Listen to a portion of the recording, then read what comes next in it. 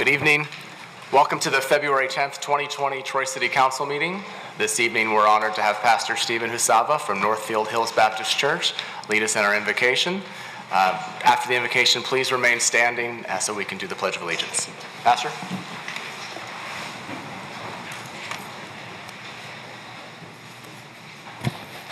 Let us bow our heads as we come before God. Almighty God, our Creator, our Lord, our Rock.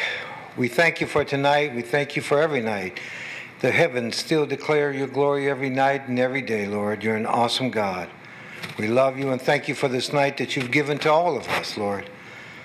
And as we praise your holy name and as your wisdom comes forth down upon all of us, Lord, we pray for wisdom upon the city council, the mayor, and all those, and all of us that are here tonight, Lord Father, that we will do what is right, what is truthful, and we will give you the glory and honor in all things. And it's through Jesus Christ we ask these things. Amen. I pledge Allegiance to the flag of the United States of America and to the republic for which it stands, one nation, under God, indivisible, with liberty and justice for all. Thank you, Pastor. The February 10th, 2020 Troy City Council meeting is now called to order. The roll call, Ms. Dixon. Mayor Baker? Here. Councilmember Abraham? Here. Councilmember Brooks? Here. Councilmember Erickson Galt? Here. Mayor Pro Tem Hamilton? Here. Councilmember Hoderick? Here. All present. First up on the agenda this evening is certificates of recognition and special presentations. We have one this evening. C1 is a recognition from the International City County Management Association, ICMA, in honor of 30 years of local government service presented to City Manager Mark F. Miller. And Mark's already on his way down to the podium, so I'll get there.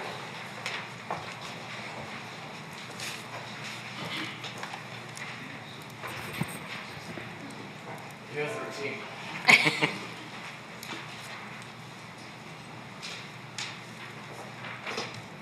I know Mark doesn't like this stuff, so that's the first thing I want to start with. He knew about this and he was presented this, and in true Mark Miller fashion, I said, Mark, I think we should present it to you in front of the council. And he said, really? Are you sure? So here we are, and I'm very excited to do this. So the International City County Management Association has honored Mark F. Miller for 30 years of service in local government. It's a pretty fantastic achievement, and we're very proud to have this and to show it to Mark and to give it to Mark. Mark has made significant contributions and achievements in advancement of local government administration. Mark's career at the City of Troy started in 2000, where he was the principal planner and planning director in the planning department. In 2009, Mark transferred to the city manager's office, where he held the position of acting assistant city manager, economic development services, and his current position, director of economic community development, prior to what he has now. In 2018, Mark became Troy's acting city manager and city manager officially in January 2019. Prior to the City of Troy, Mark worked for Clinton Township, Portage County, and James D. Associates, providing consulting services to Flat Rock and Frenchtown Township. He also did an internship in Cleveland Heights, Ohio. Mark has a wide variety of professional certifications from many organizations, including the American Institute of Certified Planners, American Planning Association, Congress for New Urbanism, Michigan Economic Developers Association, and the Michigan Municipal Executives. So ICMA has presented this plaque to Mark Miller in honor of 30 years of service to local government. Mark, I'm very honored and proud to give it to you myself here at the Troy City Council meeting. You know, we made the right decision in November of 2018 when we appointed you, and we are very proud and honored to have you lead us as our city manager. Congratulations on this achievement and this honor, and it's Thank great. you. So,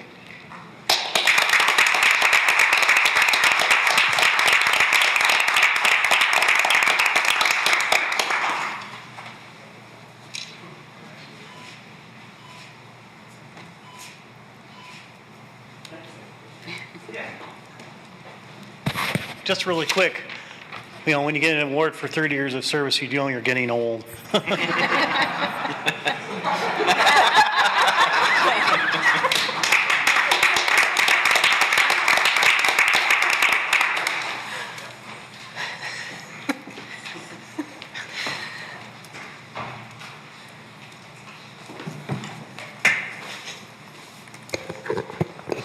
trying to think of something funny to say, but I can't. I mean, that was kind of it. Anyway, so that concludes certificates of recognition and special presentations. There are no carryover items this evening, so we move on to E-public hearings. There are 2 this evening. First up is E1, a rezoning request, ZJPLN 2019-0030, proposed Clearview Homes rezoning southwest corner of Rochester Road and Dieta Avenue, 88-20-03-278-027, Section 3, from R1B, one family residential, to O Office District. And I see Brent Savinant has come forward, our Community Development Director. Take it away. Good evening, Mayor Baker, City Council. This is an opportunity, we got 2 public hearings this evening, both for rezoning, so it's an opportunity to give a very brief refresher course to City Council, as well as it's an educational opportunity for people in the audience or people watching from home. Some may be wondering, what's a rezoning? It's a good question. It's something I deal with on a day-to-day basis, so it's second nature to me, but for some, they may wonder, and rightfully so, just what is a rezoning? A rezoning is a request to modify or amend the zoning district map. The zoning ordinance is the law that regulates development in the city, and as part of the ordinance is a map that divides up the city into various districts. And what a rezoning is an application to change or amend that zoning district map. It's also known as a as a map amendment. And every property owner has the right to seek rezoning. It doesn't mean they're going to get approved, but they have the right to seek rezoning. And when there is a rezoning application, City Council bases decisions on the rezoning, whether to approve or deny it, on a couple of very important factors. One, the master plan, which is a policy document that explains how the city is to be developed in the future. And you see the future land use map from the plan on the left, as well as rezoning standards in the zoning ordinance. And that's it's in the agenda packet that's before you, and I'll talk about that briefly this evening. So that was a crash course on rezonings. So in terms of this rezoning, a bit of very brief background. It's located, as Mayor Baker said, at the corner of Dieta and Rochester Road.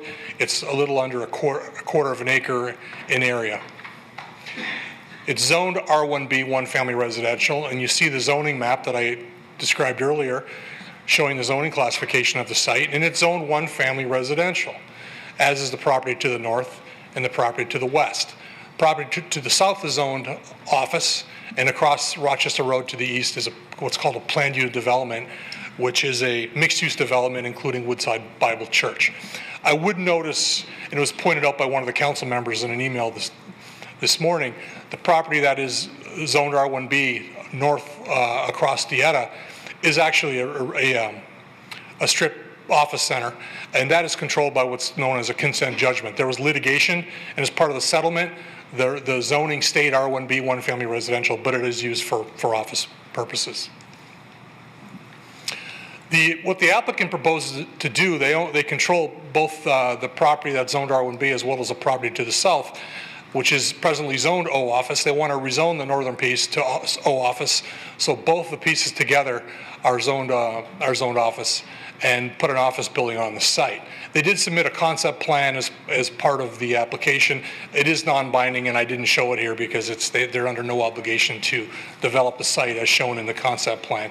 I would note that if the property is rezoned, in the future they'll have to come before the Planning Commission with the site plan, and they have to meet all the requirements of the zoning ordinance. So a brief history in terms of the master plan. The most recent version was comprehensively rewritten in 2008, and it was amended again in 2016, but the map essentially stayed the same. In 2008, that master plan established the Rochester Road land use classification, and this is a zoomed in illustration of that classification. What this classification calls for is more intense development at the nodes, at the intersections of the mile roads, and it calls for low-rise office and multiple family uses between the nodes, which is where this is located. It also calls for the use of innovative stormwater management when sites are developed. So to compare what's permitted in the underlining district versus what's prepared if it's rezoned, by right, whoever owns that piece could put one single-family home on the property. I believe the single-family home has not been demolished yet; it's still there. The height in the district is 2.5 stories or 30 feet. In the O district, the maximum height would be 3 stories or 36 feet. In terms of setbacks, it's important to note that in the O office building, when a building is adjacent to single-family residential, which this would be, it's required to be set back 50 feet from the single-family residential property. So what this means is that office building, if this were to be rezoned, will have to be pushed towards Rochester Road to provide that 50-foot distance, which also provides buffer and a barrier, a transition, if you will, between the residential property to the west and the office building. So the standards for approval are listed in 1603C of the zoning ordinance. I'm not going to read them all. They're on the screen now and they're in your packet. But the most important consideration of the standards is that it is consistent with the master plan. So staff finds that the development complies with the standards for a number of reasons. The O district is compatible with the zoning in the area. The district is an appropriate transition between Rochester Road, which has about 40,000 trips a day or cars a day, and the adjacent residential neighborhood.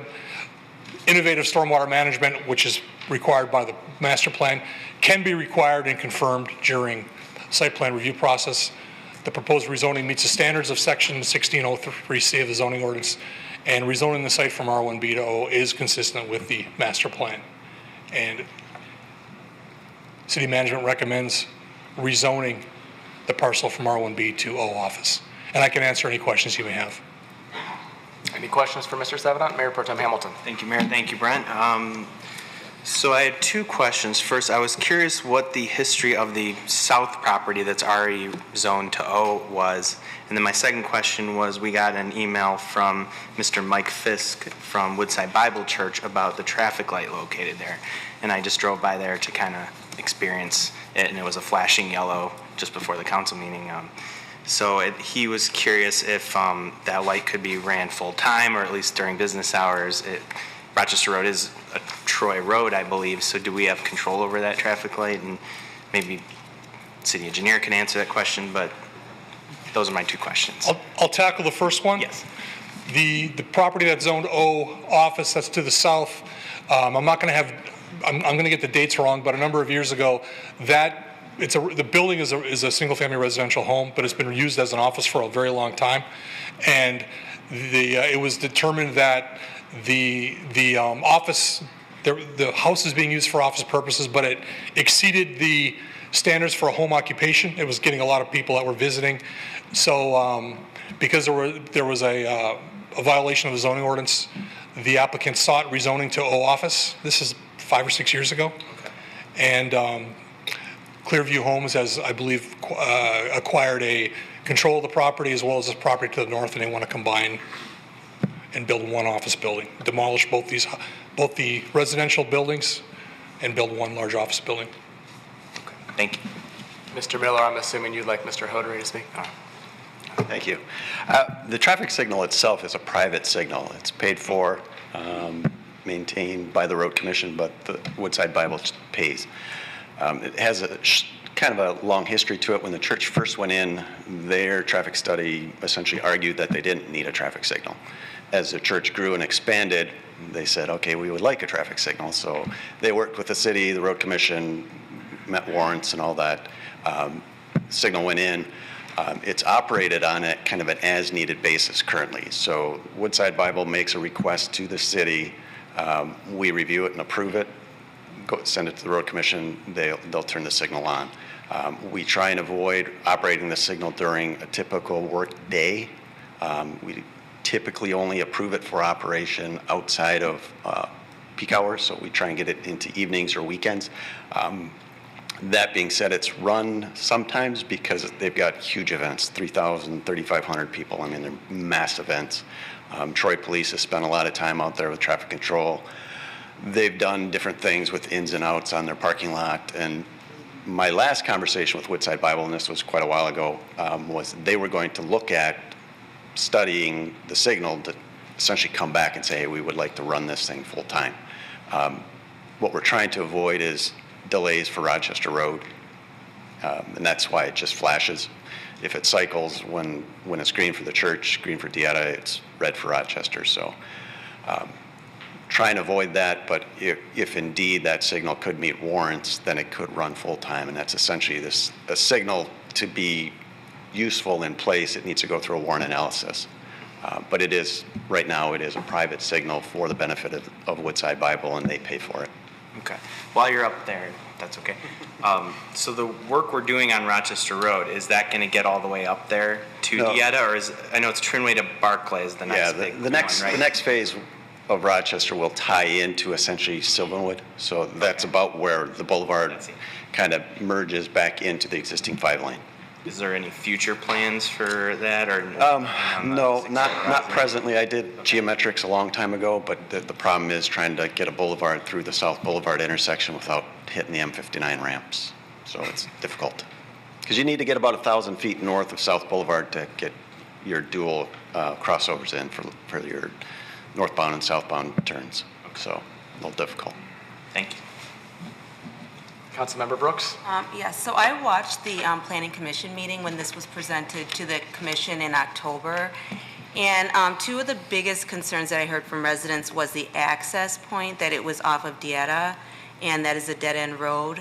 And then also just the fact that this is a, that I think it's right next to Benson's is where it would be, correct? Is that, but either way, I think it's a single level, structure. And I don't think that they wanted it to be more than maybe a single level structure. So can you maybe address these concerns? So as I indicated in the presentation, the underlining O zoning district allows for 3 stories, 36 feet. The sites, even when combined, are still very small, less than 7/10 of an acre.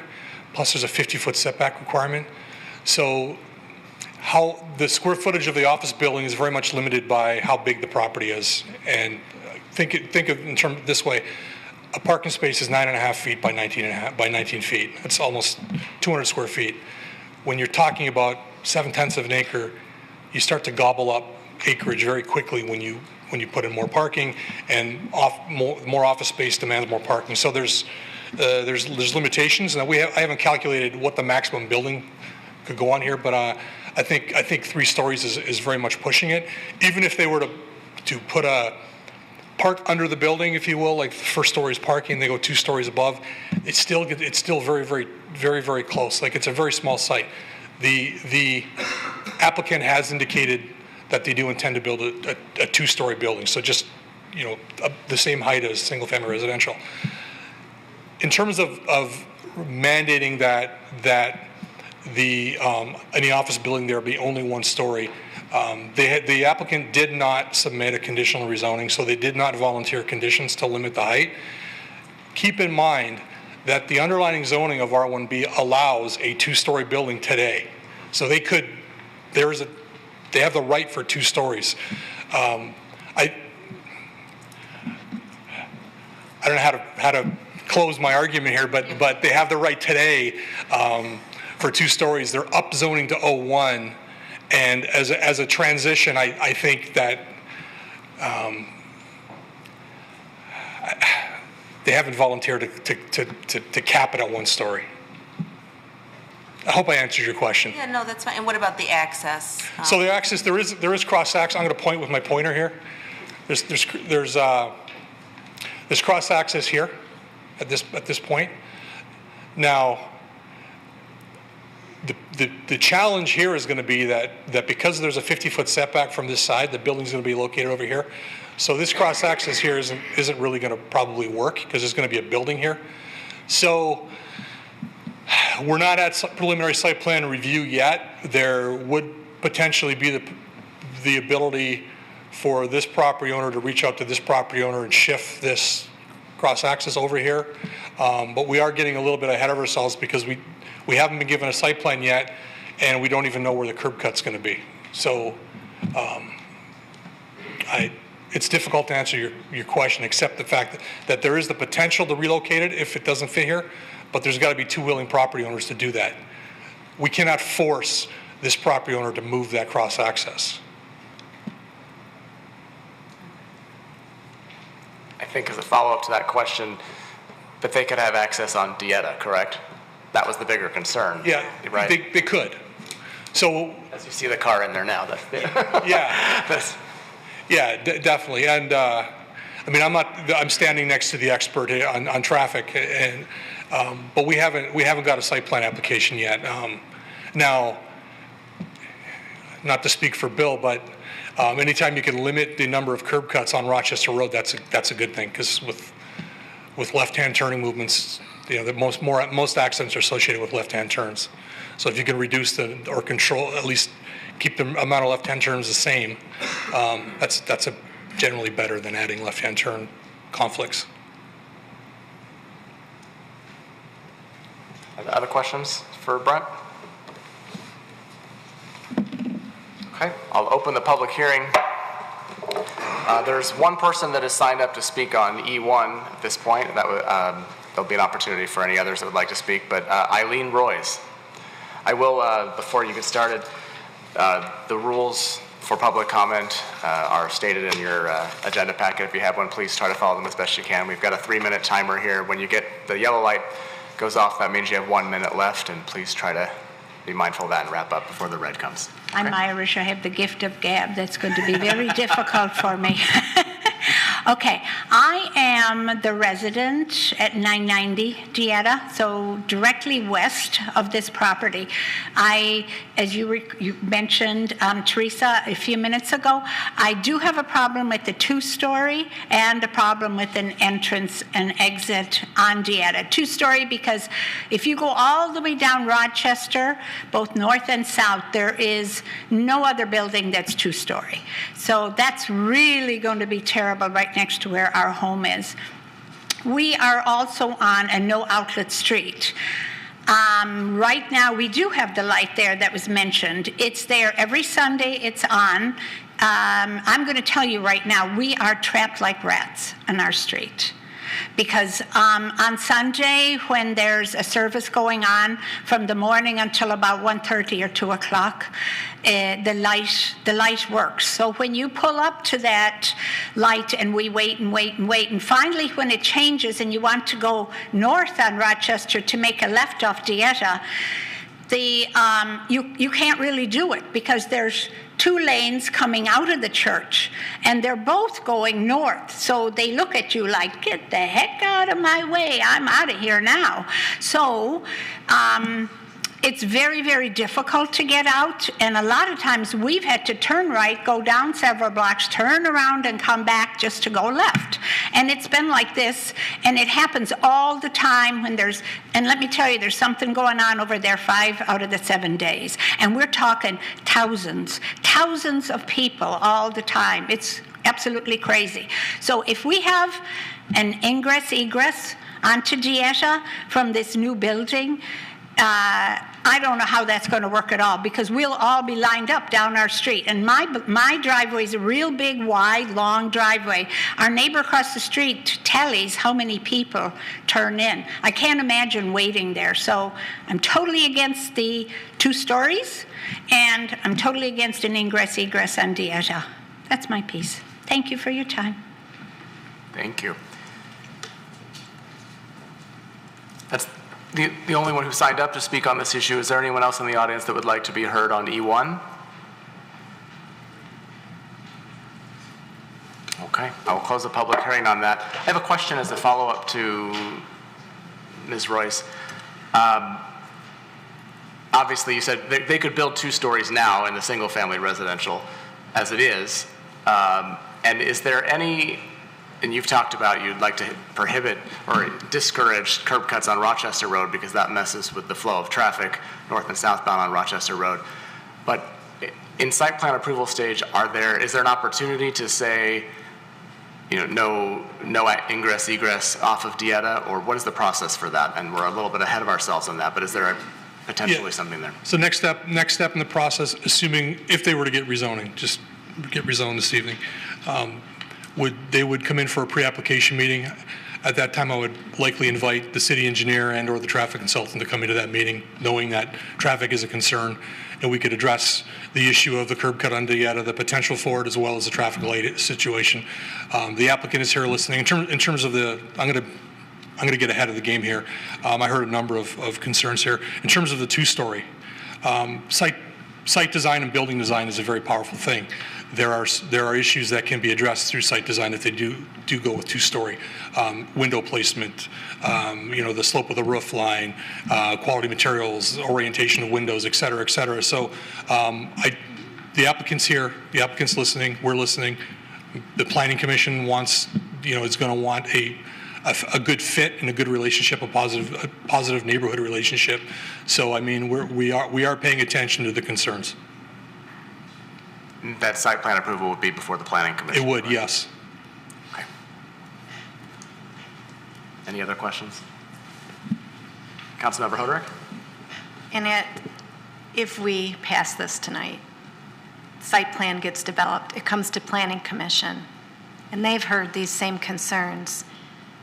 They have the ability to continue to work with the applicant to finesse, get that right at that point in time, correct? One of their roles is to add value to development. So the resident who spoke this evening spoke also at Planning Commission. Planning Commission was paying attention. Staff is paying attention, and everyone wants the same thing.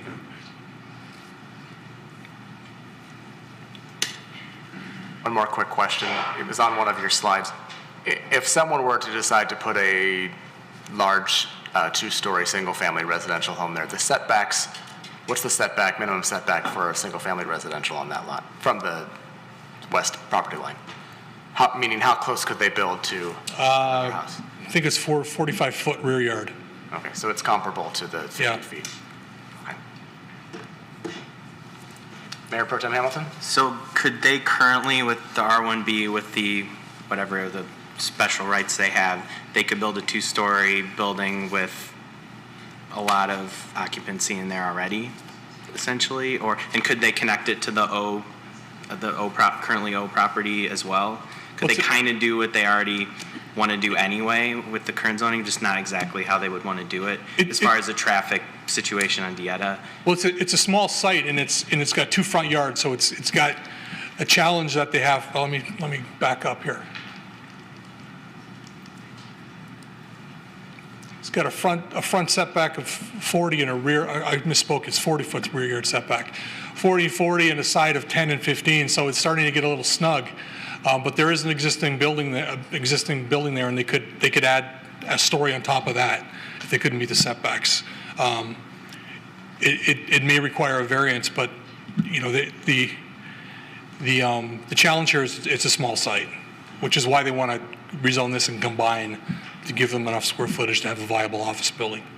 Yeah, I'm just wondering if we vote no, does that really stop traffic from going on Dieta, or could they just do a lot of stuff anyway? That's what I'm wondering. Well, there's a curb cut there now, but there's not the actual office development there. Any other questions? Someone like to move the resolution to get it on the table for further discussion? Or not? Mayor Pro Tem Hamilton? Thank you. I'd like to move E1, rezoning request ZJPLN 2019-0030, proposed Clearview Homes rezoning, southwest corner of Rochester Road and Dieta Avenue, 88-20-03-278-027, Section 3, from R1B, one family residential, to O office district as printed. Support. Moved by Mayor Pro Tem Hamilton, supported by Councilmember Brooks, I believe. No, Councilmember Erickson Galt. My apologies. Discussion. Councilmember Abraham. Thank you. Thank you, Mr. Savanat, for the explanation. I was the council person that asked a whole bunch of questions over email over the weekend because, on the surface, if you've driven this stretch of road, you're right. It looks like it's strip malls, it's office, it's mixed use all along Rochester. And so I was a little confounded how that could happen when the property to the north is technically zoned R1B. And so that had alarm bells tripping off in my head. And I'm glad to hear that that isn't going to be an issue with this particular piece of property.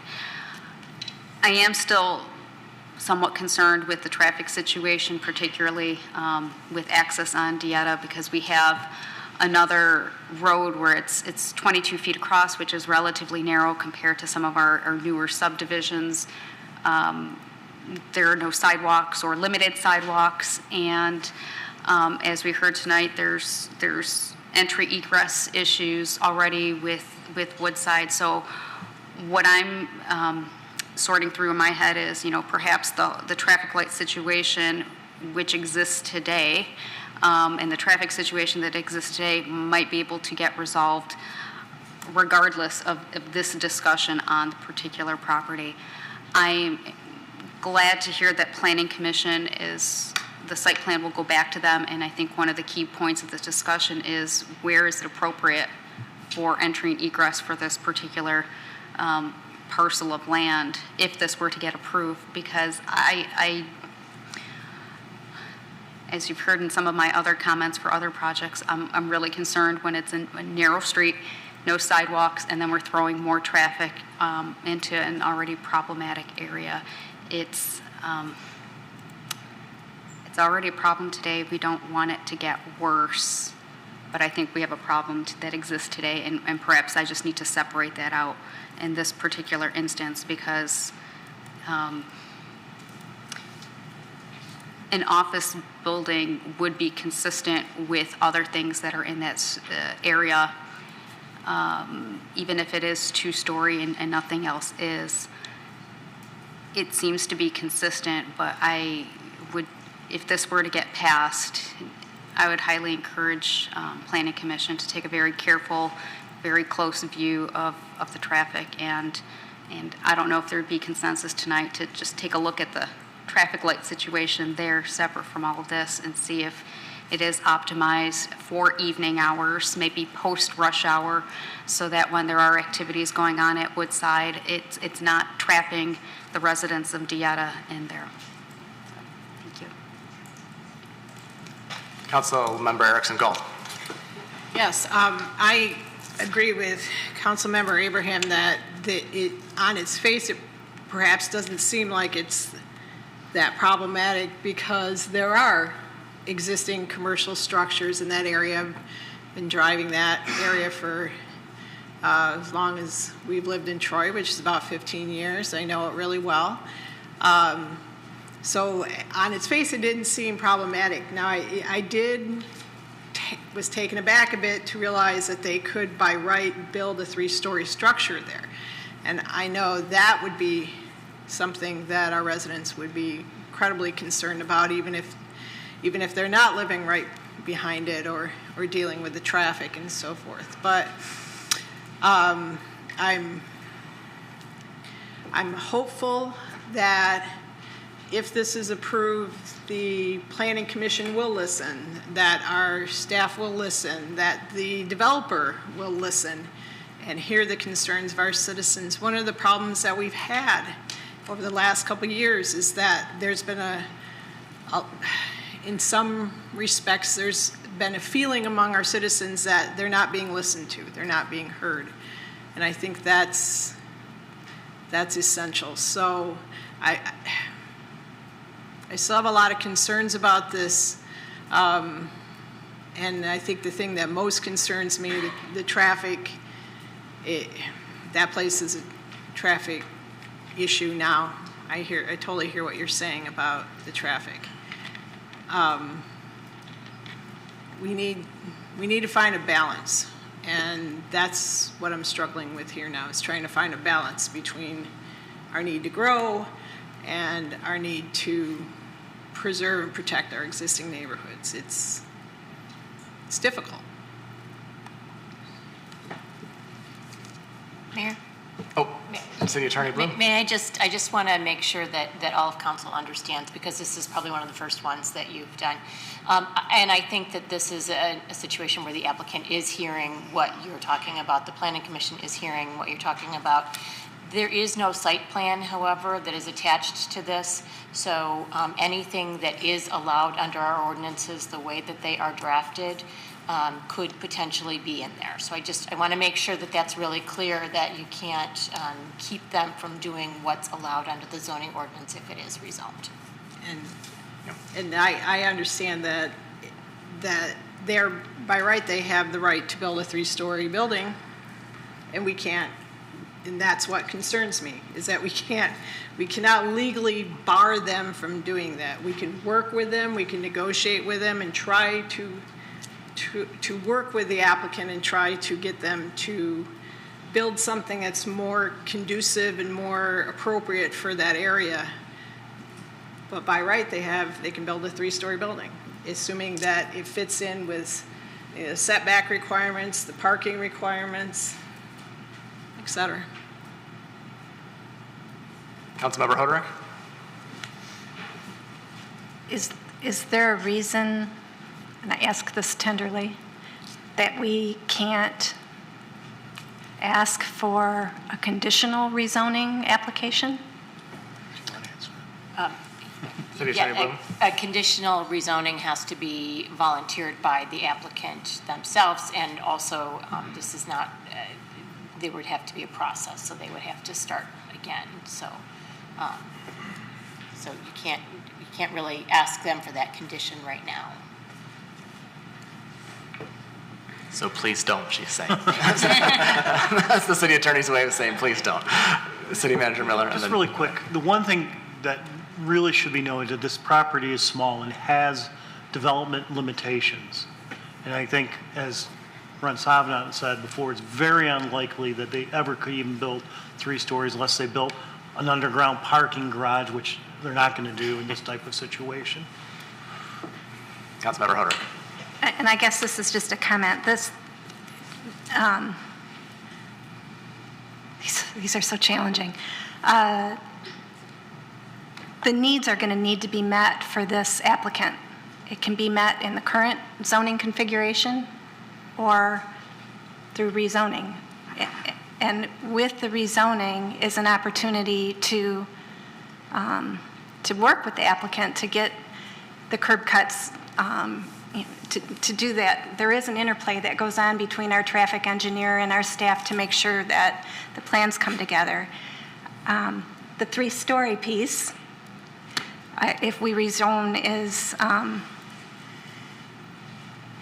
view the whole thing as an opportunity, but the 3-story piece gives me pause. So, it's more of what I'm struggling with in my head all of a sudden, but overall, I look at it as an opportunity to improve that corner, to perhaps get the traffic better, as this business is going to continue there, and they're going to use those properties. They're going to figure out a way to do their business. Is that going to be, if we voted no, is what they come up with going to be better? In my mind, I think not. But the 3-story, as was just pointed out, is my struggle. And the realities of the size weighing into my mind. So, we have to be careful that we're not anti-business, anti-development at every turn, to the point that we create unintended consequences of not nurturing development in the best constructive way, that balances with our residents and balances with our businesses. And I think this is maybe an opportunity for this little corner to get finessed properly. And that's what's going through my mind, and I just wanted to share that. Else? I mean, I can. Councilmember Brooks? Yeah, I think we're all kind of struggling with this one in the sense that it does fit the character of the area, because it is more commercial. There's office spaces right adjacent to it.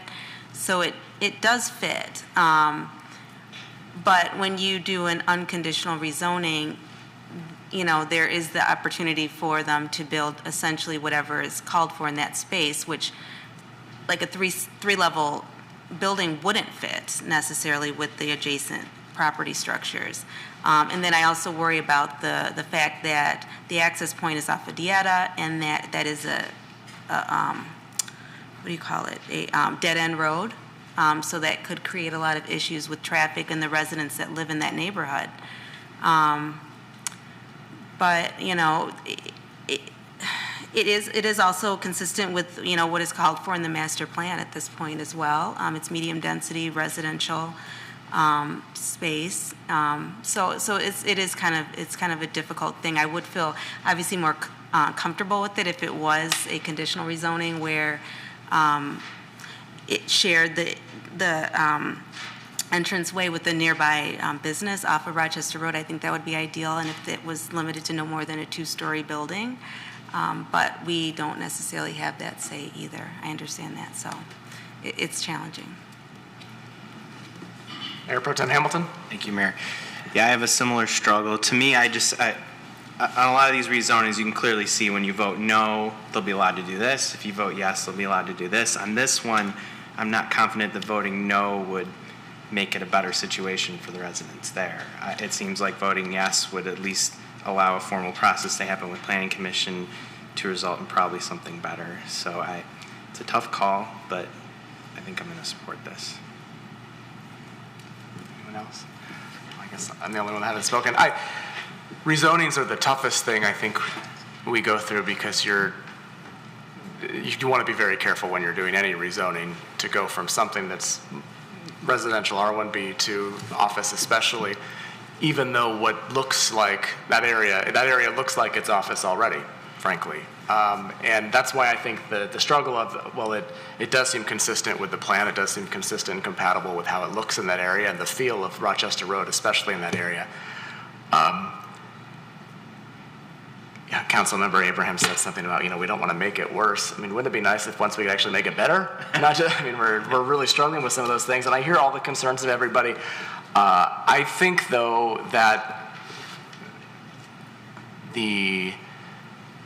there's more certainty in working with planning and city management to rezone this that will have a better end result than to leave it as is, and risk something that, and risk sounds kind of maybe too far-fetched, but people can get creative when they aren't given what they need as far as the rezoning, and maybe the creativity wouldn't actually be a good thing. So I'm apt to support this. I have questions about some of the traffic signal issues. I don't know if those could be, though, resolved in a way that would be satisfactory for Woodside and satisfactory for us. Would it be possible to look into the traffic issues with the light and potentially table this till the next meeting? I don't know what the timing situation is, if the city engineer could get information on that, just so we could at least have that piece addressed prior to making this decision? Mayor, Council, we certainly can get information if you postpone this, but have to understand that the petitioner is not going to prepare site plan documents, is not required to at this time. Right. Which I completely understand, and I know the conception or the conceptual drawing that was done voluntarily and not part of the application, and I know we can't do that. I'm just wondering, and then I hear Ms. Royce talk about, well, the light when it works is a bad thing for them anyway, so it's a struggle. I mean, I'm not sure it would make a difference for me anyway, but I was just asking about that. Is there any other discussion or questions or comments? Councilmember Abraham? The question is actually about the property to the north, the one that's zoned R1B, but actually it was part of the consent judgment.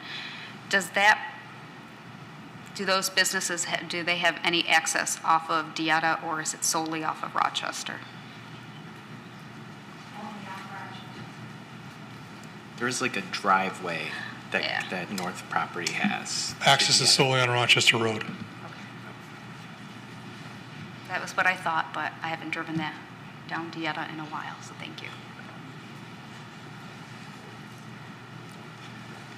Anything else? All right, the vote. Ms. Dixon? Mayor Baker? Yes. Councilmember Abraham? Yes. Councilmember Brooks? Yes. Councilmember Erickson Galt? Yes. Mayor Pro Tem Hamilton? Yes. Councilmember Hoderick? Yes. Motion carries. I'm not sure who the developer is here, but I think you've heard us, and you've heard the neighborhood, and I hope, and I know the Planning Commission will do a thorough job as well, so thank you. Next on the agenda is E2, rezoning request ZJPLN 2019-0025 Proposed Sylvanwood Court RT development rezoning, northwest corner of Rochester Road and Sylvanwood, 88-20-426-029-030 and -031, Section 10, from R1C, one family residential, to RT, one family attached residential zoning district, also introduced by Brent Savedon. Thank you. Another rezoning. This one has some history. I'm going to briefly speak to the history before I get into this application. So the slide on the screen shows the landscape plan for a conditional rezoning that was submitted in 2018. The applicant sought rezoning from R1C, one family residential, to RT, one family attached residential, and they provided a site plan and a landscape plan and other drawings. They proposed 3 buildings with a total of 10 units on the site, and the maximum height of those units was 30 feet. Planning Commission recommended approval of the rezoning, conditional rezoning, 6-2. In July of 2019, City Council held a public hearing and voted 7-0 to deny the conditional rezoning. So that project's dead. It was denied. The applicant came back with a new rezoning. We call it a straight rezoning, no conditions. They want to rezone this 1.2 acre site from R1C to RT, one family attached. No site plan, no conditions.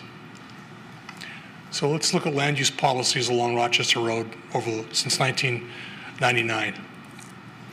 In July of 1999, there was an amendment to the master land use plan, and they actually added a new category called medium density residential along both sides of Rochester Road north of Wattles. It actually allowed for the types of development we're talking about today.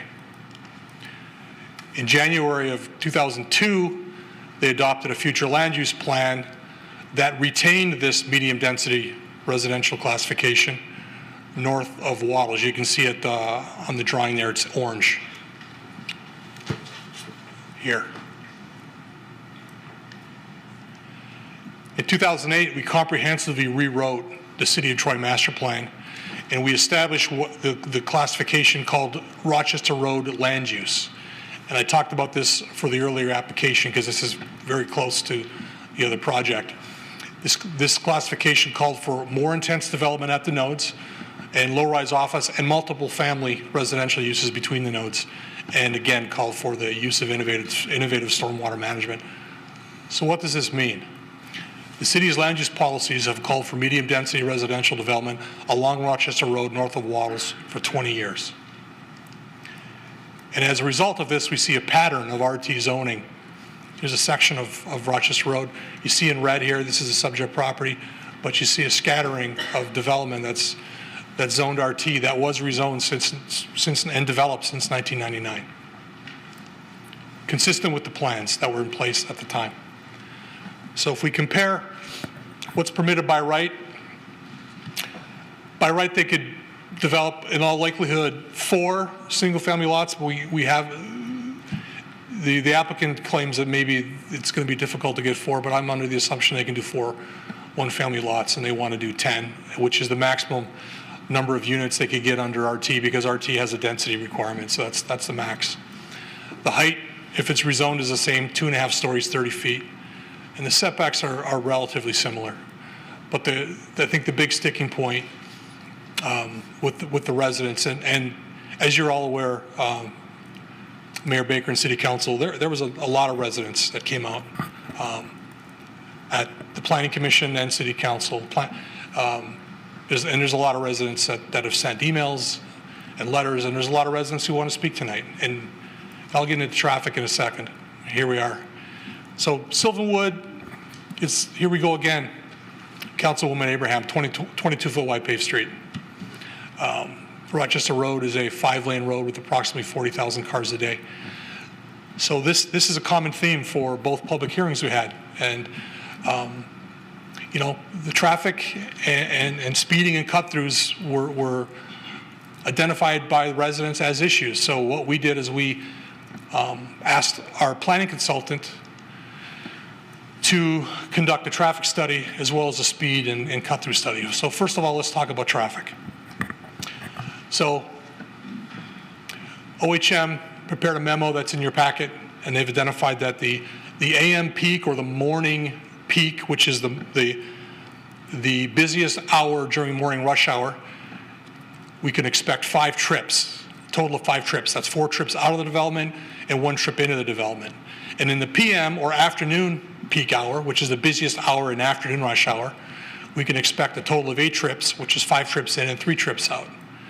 And the result of the memo, and I should note, Steve Deering from OHM, who is our traffic expert, is here this evening, and he's a wealth of information, and I encourage you to ask any traffic-related questions to Steve Deering this evening. But the findings of the report was that traffic impacts as a result of the proposed development are minimal and not expected to significantly worsen traffic conditions on Sylvanwood Drive or Rochester Road. Remember, 10 units that are ultimately going to be spilling out to Sylvanwood and going to Rochester Road, which is 40,000 cars a day. We also asked OHM to prepare a speeding and cut-through study. Now, they conducted this study for Sylvanwood, Trinway, and Creston. I'm only going to give you the 10,000-foot summary here, and again, Mr. Deering can answer any specific questions. But in terms of cut-through, the study found that there was no obvious case of vehicles utilizing Sylvanwood, Trinway, or Creston as a cut-through between the mile roads. But in terms of traffic calming and high speeds, the study did find that there was a high violation of speeding over 25 miles an hour on average. Now, to address this issue, they did recommend a 2-step approach. Step 1 is education and enforcement. And it's my understanding that the Troy Police Department has spent about 10 hours out there enforcing speeding, and they've written a number of tickets. But step 2, to take it to the next level, would be actually developing traffic calming measures, such as chicanes or reducing widths of street to force traffic to slow down. So for this rezoning, the same standards of approval in 1603C would be applied. And in terms of findings for this application, planning finds that the site has been master planned for medium density residential for 20 years. Rezoning the site is consistent with the master plan. Rezoning provides a transition from the heavily traveled Rochester Road arterial to the adjacent neighborhood. And innovative stormwater management can be required and confirmed during the site planning process. This is one of the goals of the master plan, as I indicated earlier. And based on the maximum number of 10 units, which is the max they can get on that site given its size and given the density requirements, the traffic impact analysis concluded that the traffic impacts as a result of the proposed development are very minimal and are not expected to significantly worsen traffic conditions on Sylvanwood Drive or Rochester Road. And finally, the rezoning will permit a maximum of 10 townhome units as compared to up to 4 for R1C. And these additional units will not adversely impact the public health, safety, and welfare of the neighborhood. So city management does recommend rezoning from R1C to RT. Now, I would note one final slide. There was a protest petition that was submitted this evening as per state law and as per section 16.06 of the zoning ordinance. There was a resident who went around the neighborhood with a petition and got a number of residents to sign that petition.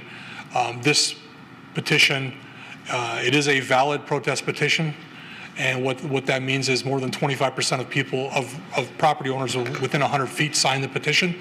Therefore, a 2/3 majority vote of city council is required to approve this. And with that lengthy presentation, Mr. Mayor, I can answer any questions that council has. My first question is just for City Attorney Bloop, just for clarification regarding the protest petition. There are only 6 of us on council now. 2/3 is only 4 of us. That is correct. Yes. Okay. Just so. Okay, that's an interesting aspect of a protest petition in this case. But any questions for Mr. Savina? Councilmember Abraham. I believe the report in the council packet indicated that entry egress must be off of Sylvanwood, whether it was rezoned or not. Is that correct? My understanding is the petitioner met with engineering and looked at the possibility of providing a curb cut on Rochester Road, but for various reasons, it doesn't work. Thank you. Councilmember Erickson Galt. I realize we don't have a site plan yet, so we don't know exactly what they're going to do. We do know they can put in 10 units by right. Is there any requirement for the amount of parking that a 10-unit development would be required to have? It's essentially, for a typical townhome unit like that, it's two spaces per unit is a requirement, plus guest parking. There's no specific requirement for guest parking, but it is a good idea to have some guest parking. And if we were to approve this, what control would we have, or the Planning Commission or City Council have over trying to specify additional parking? Because I know parking is a huge issue there. There's no overflow parking onto the streets. So Planning Commission, we would have a pre-application meeting. We would talk about site issues. The previous conditional rezoning application with the site plan did show some guest parking, but Planning Commission would strongly require that they provide some guest parking. What that number is, I don't know, but they consistently require guest parking for townhomes and apartments. Councilmember Brooks. Yeah, so I have two. One is a little bit more of a comment, and the other is a question. So essentially, this proposal came before City Council in July of 2019, where it was a conditional rezoning, voted down 7-0 at that time. And they came back to Planning Commission in October with unconditional rezoning request. And I don't think you can answer this because obviously you're not the developer, but was there any consideration taken to the residents' concerns, to City Council's concerns with this proposal? You'd have to ask the developer that. The developer has the right to seek rezoning, and they submitted the application because they have the right to do so. So that's a question for the developer. Exactly, that's what I thought. The other question that I have is, does the widening of Rochester Road affect this at all? City Manager Miller, I assume you'd like City Engineer Hootery. As I mentioned earlier, that Rochester project, the reconstruction and widening, essentially ties in right on the south end, just south of Sylvanwood. So the project limits are Barclay to Trinway, and so that's where the full boulevard essentially goes to, and then from that point we taper down to the existing 5-lane right at Sylvanwood. So it'd be just on the south side of it.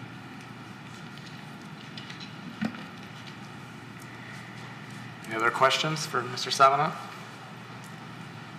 I have a question. I actually have two. Well, just one. About traffic. So the language is it's not expected to significantly worsen traffic. Is that statement and that analysis taken in line with the fact that there's 40,000 cars on Rochester Road? So if there's a development of 10 units, of course it's not going to make a big difference in where there's already 40,000 cars. Do you know what I'm saying? Do you understand what I'm saying? I do. I mean, because those are two different equations.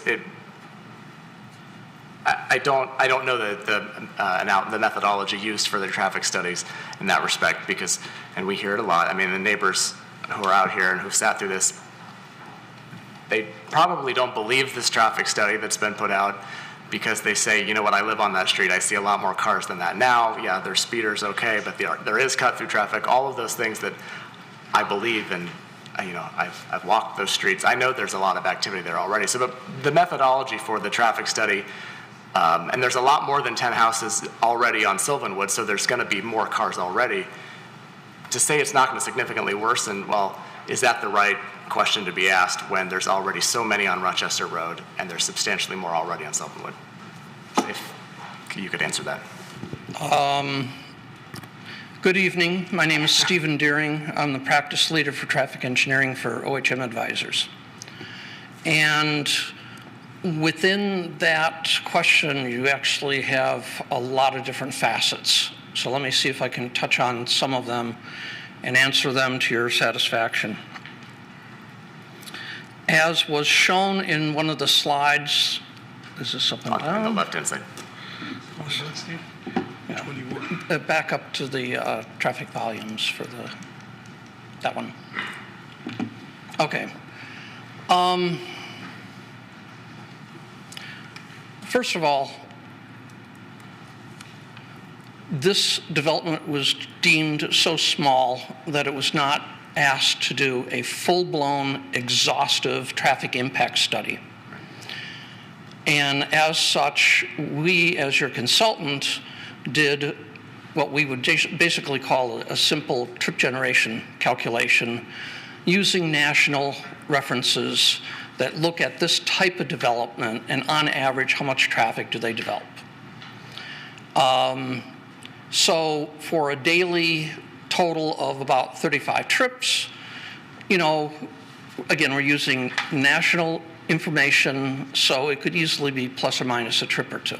But again, 10 units, we're not expecting a whole lot.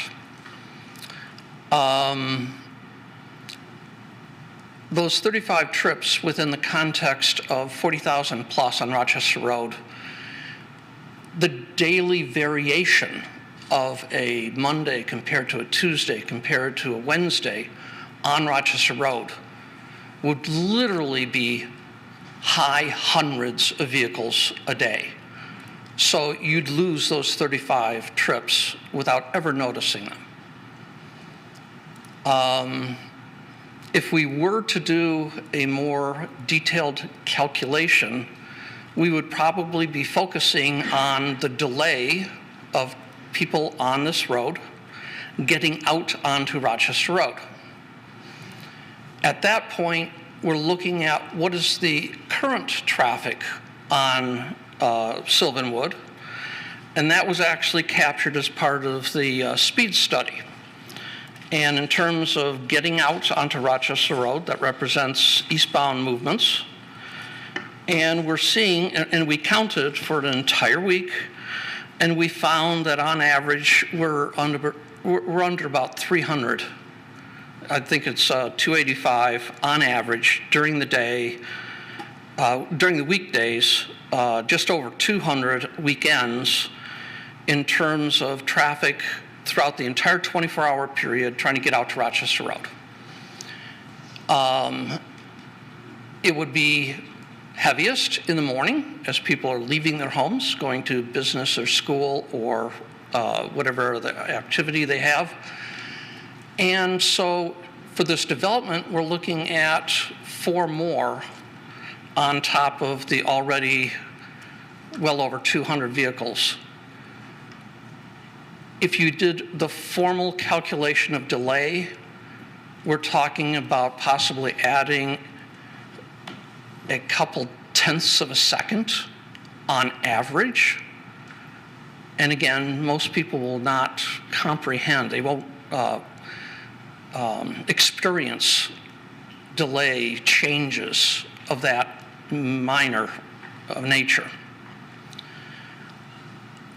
There is a speeding problem here, no question about it.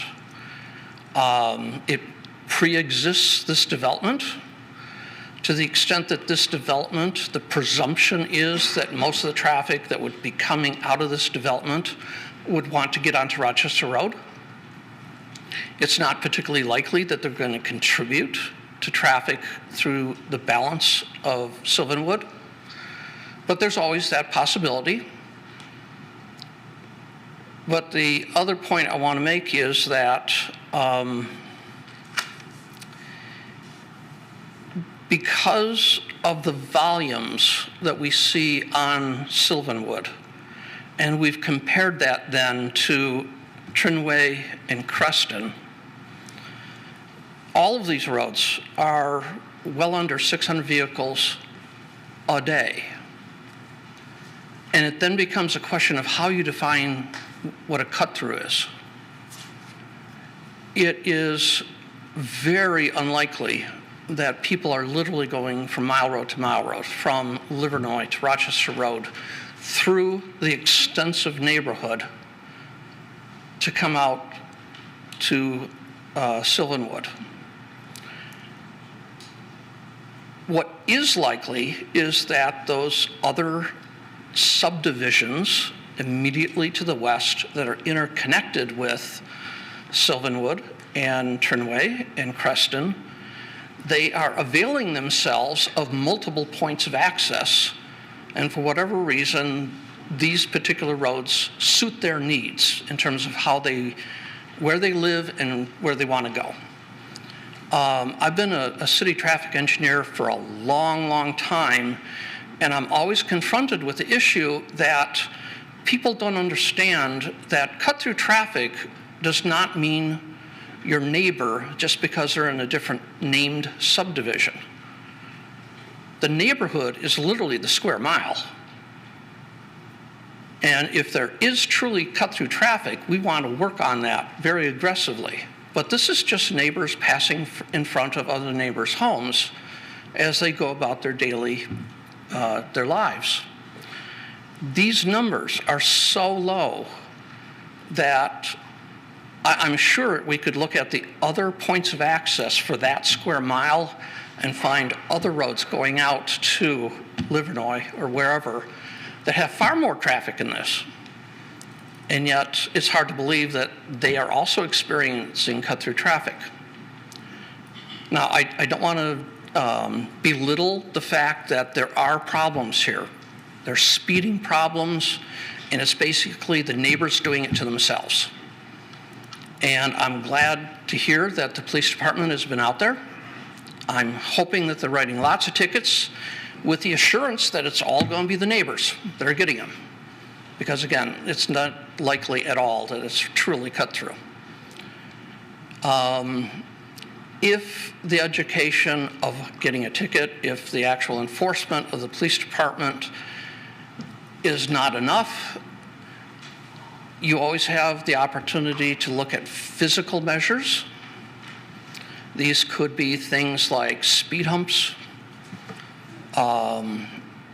chicanes were mentioned, road narrowing techniques where you could put a small center island in and force the traffic around it, but those little bypass lanes are actually narrower than normal. A lot of the physical measures that you might want to consider in the future, they will impact parking for the neighbors, whether that's tolerable for them or not. You know, it's not for me to say.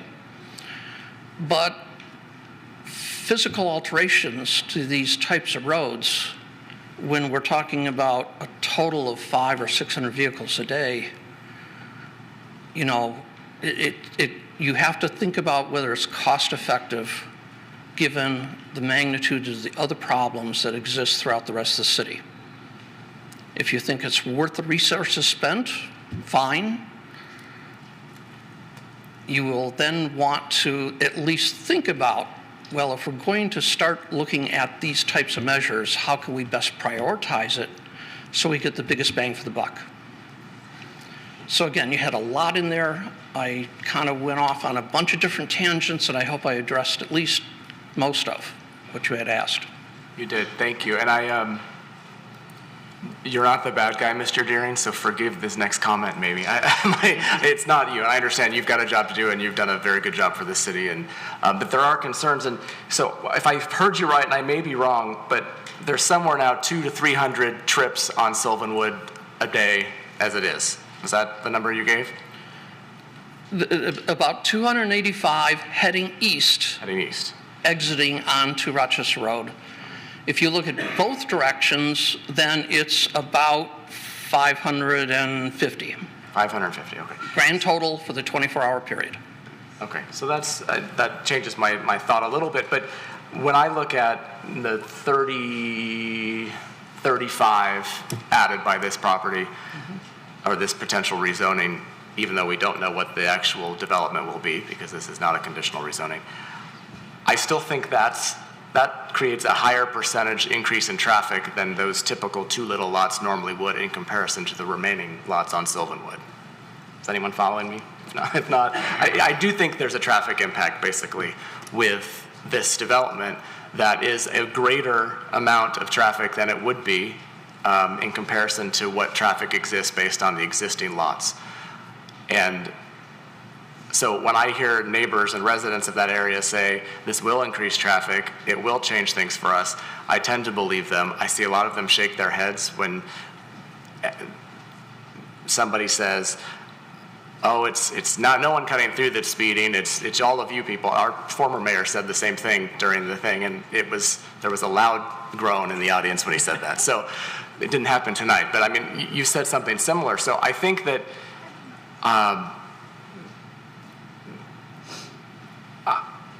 I'm not a traffic expert.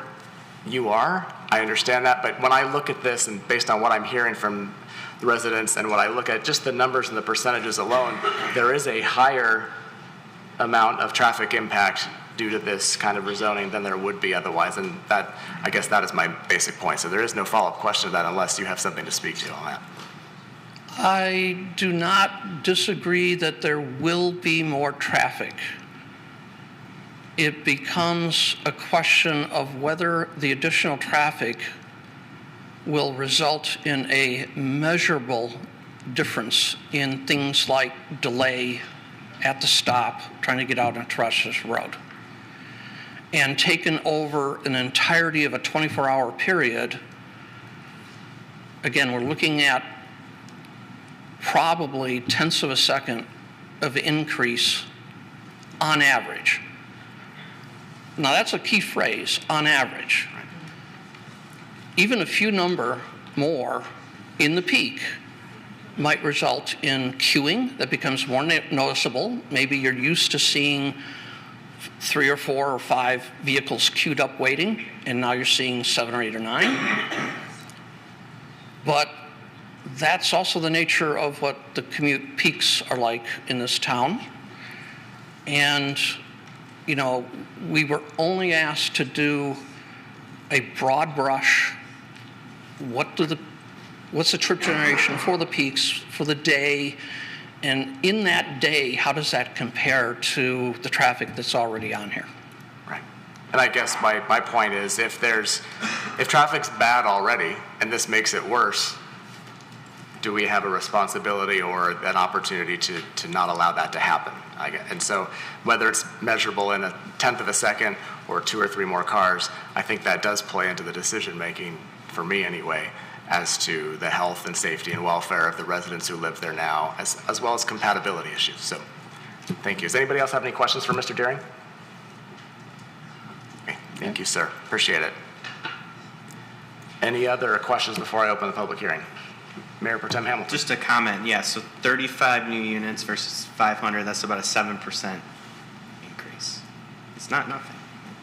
Councilmember Hoderick. Just a comment about cut-through traffic. Those of us who live here, not anywhere near that neighborhood, but are trying to get somewhere, there's a lot of people who will confess to cutting through, and they might not be speeding, but they're cutting through. And I think that's a frustration in a lot of neighborhoods in the city in different places, but Sylvanwood is kind of a known way to get around an intersection issue at Rochester and Long Lake, and it does come from other neighborhoods. I know because I've done it. And there's, when there's commentary about these developments, a signal for me about it, sometimes it can feel like not in my backyard, that classic phrase of NIMBY. And then when there's people throughout the city catching you and weighing in on a situation, it's interesting to me how many people understand where Sylvanwood is, and it's just this little tucked away street, essentially. So, before the residents feel like they need to scream at us, I thought I'd go ahead and speak. I think I'm speaking something that maybe some others here know. I don't know, but just so you don't get beat up, because there's the metrics that come in, the quantitative data, And then there's the qualitative reality of living here and kind of knowing how things work. And I don't want you all from that neighborhood to think that there aren't people that realize that's the case. So. Okay. Well, I'll open the public hearing. We have several of you who have signed up to speak. Same rules apply as before. The rules for public comment are in the agenda packet. Remember, it's not a question and answer period. It's your opportunity to speak directly to council. We will have the opportunity to respond at a certain point. 3 minutes are allotted. When the light turns yellow, that means you have a minute left. Please try to wrap it up before it turns red, or at least when it does turn red. So first up on the list this evening is Don Tarr.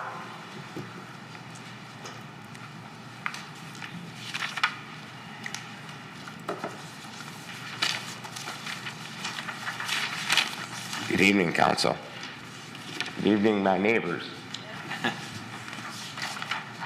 I'm sorry for my voice. I'm a little under the weather, but I felt I had to be here. I think it's already been discussed, everything, and I guess I'm not allowed to ask this question. When was that 24-hour traffic study done? It's not a question and answer period. I understand, one of us sir. will address that I when it gets to the understand. point. I understand, Mr. Mayor. Council's job is to protect our safety. And obviously, there's a safety issue here. 22-foot wide street, comes right off of Rochester Road. I've seen cars come down that street. We know there's a speeding issue. But also, there's a comfort issue here with how an unconditional rezoning would fit there. It's R1C zoning. And I've been to every meeting saying, just build some nice homes there. People in Troy are willing to pay for a nice home. Why do we have to take 1.2 acres and put 10 units in it? And with unconditional zoning, I guess he doesn't even have to, or the developer he or she would not even have to make accommodations for parking, snow removal, anything like that. So, as a lifelong Troy resident, I want to congratulate you on the great job that you do. I count on you to protect my interests and my neighbors' interests within the city. And thank you for your time.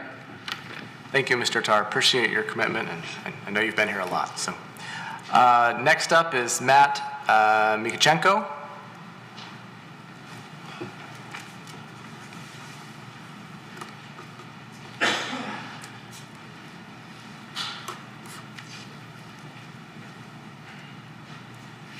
Hi. So I live at 625 Sunwood, so I'm about probably middle of the street. But I guess one of the biggest concerns is right at the end there. So if you have traffic coming out, it's kind of congested in the area. There are a lot of cars coming as you're coming in and out. It's going to be a congestion point.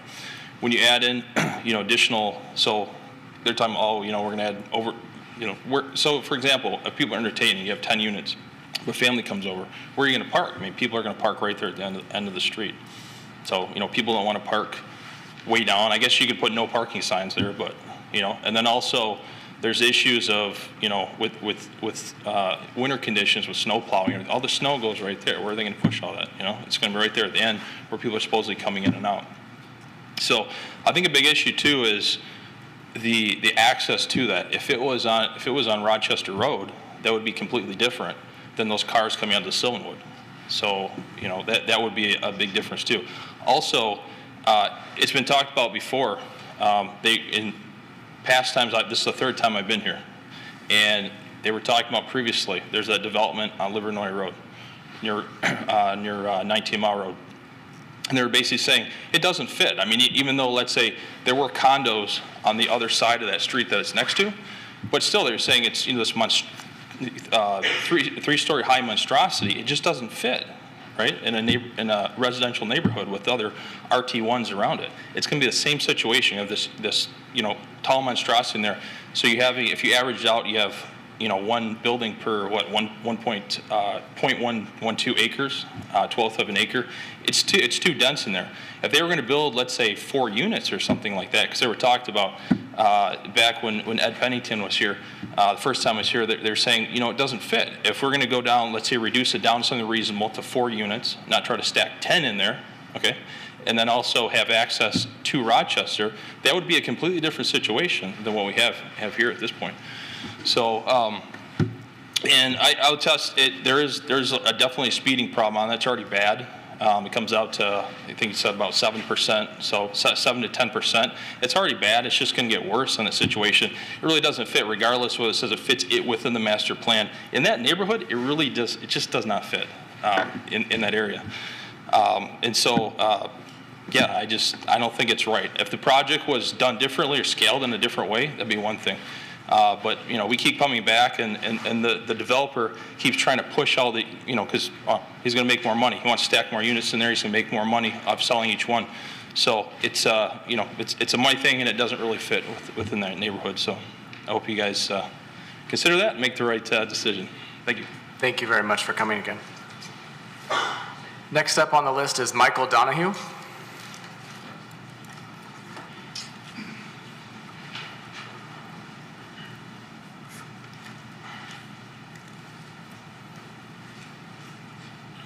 Good evening. Good evening. Hi. Nice to see you all again.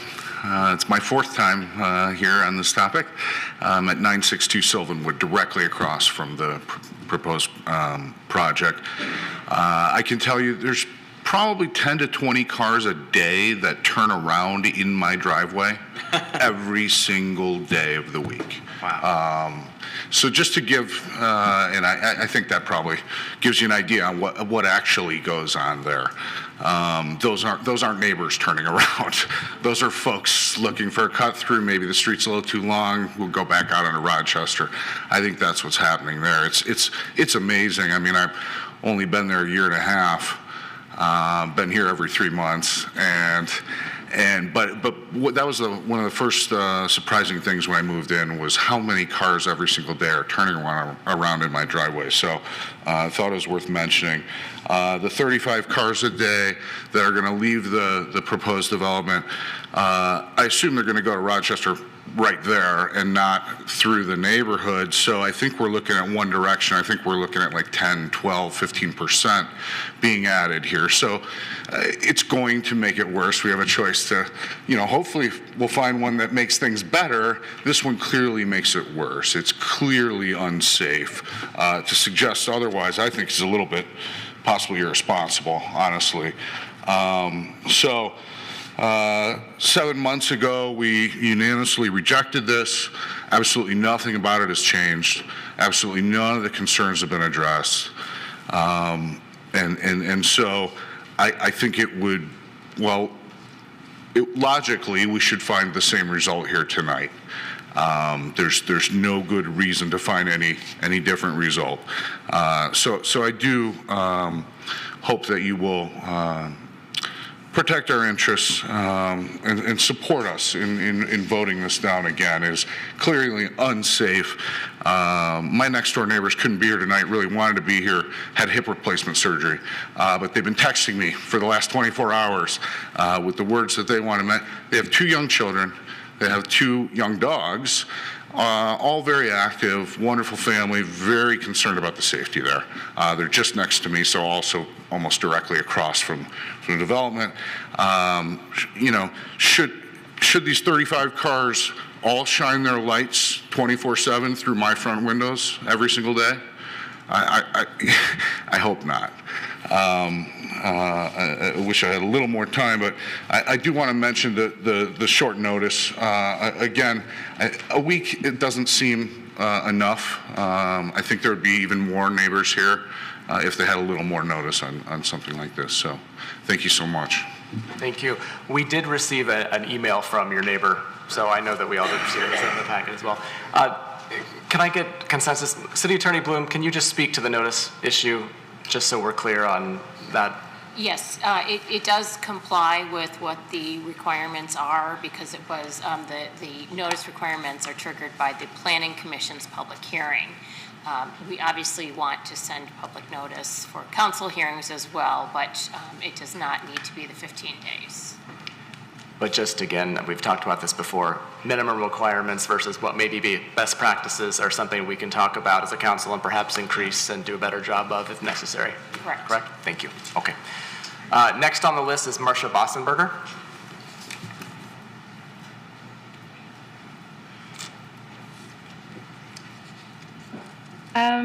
I want to talk about the speed study because that's the one that's always most interesting to me. And I was very interested in the fact that they also talked about Ottawa and they compared it in the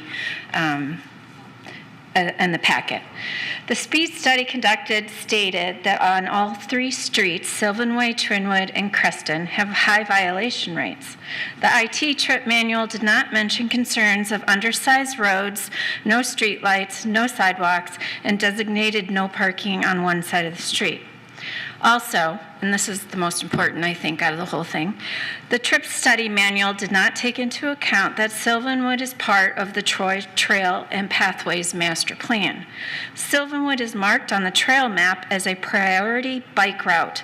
A priority bike route should also mean safety is Troy's #1 concern. Please vote for the health, safety, and welfare for Sylvanwood and for future residents who utilize Sylvanwood as part of the Troy Trails and Pathways. And that is all. Thank you, Marcia. Next on the list is April Orselli.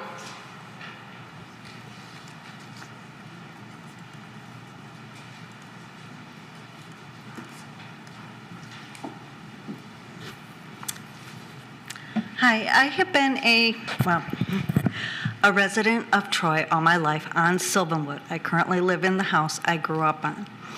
At one point, growing up, I could tell you who was driving whatever car went down that street. But that being put aside, bringing to cut through traffic, I know for a fact with being involved in the schools as my kids were growing up, people from other areas cutting through just to get to one of the 2 schools within our square mile that do not live in our area. I worked in a daycare down in our subdivision, a private daycare, that the parents were cutting down my street, Trinway, just to get to the center of the subdivision. So we do have cut-through traffic that is not part of us, but that's to be expected like any neighborhood. Now, you're trying to put 10 families on a postage stamp. It's just not that big. I was looking at it as I was coming home. It's like, how are they going to get 10, places? And they're saying, okay, that's 5 cars during rush hour. You're trying to tell me you have 10 units, only 1 person living in there, and 5 of them aren't going to work? Most of them are going to be married. What if they have teenagers? It's a 3-bedroom apartment or a 3-bedroom house. I mean, I have 2 sons, one's still living with me. That's 3 cars at my place. My son has to go, I'm lucky, I leave at 6 in the morning, I don't deal with the traffic. He has to leave at 7:30. He has to go northbound on Troy to go on Rochester to go all the way up to downtown Rochester. He goes through the subdivision, over to Square Lake, back up to Rochester, because it's less headaches than trying to make a left-hand turn at 7:30 in the morning. Now that is really sad because he's actually done the little timing and everything else because he's so analytical with that. So, I mean, that is really, really sad that somebody has to go an extra 1.5 miles instead of, and I only live 5 houses away from Rochester Road. So he's got to go all that distance just to get out of what's literally 1/8 of a mile away. So, I mean, it's going to be more traffic. I understand that. Oh, wow, the yellow light. Sorry, a little nervous here. Please consider about how much they're putting on there because we don't know what they're doing because now they don't have to tell us. I mean, it's just not aesthetically pleasing to the area. Less is more. Thank you. Thank you. Next up is David Orselli.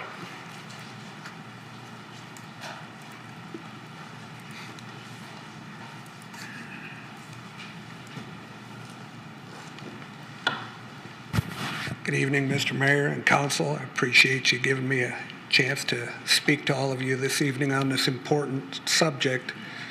We were here back in July for a very, very similar request, and it got sent down in flames. And there were a lot of good reasons for it to be sent down in flames. Some of the highlights that I remember, Sylvanwood is a 22-foot wide street. One side is prohibited from parking, so you're going to have a parking issue with 10 new family residents in that area.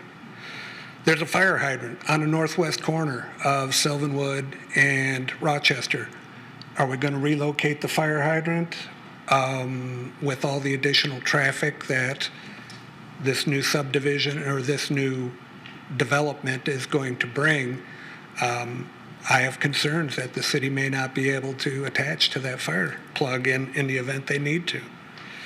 The city master plan calls for Rochester Road development. It does not call for Sylvanwood Road development.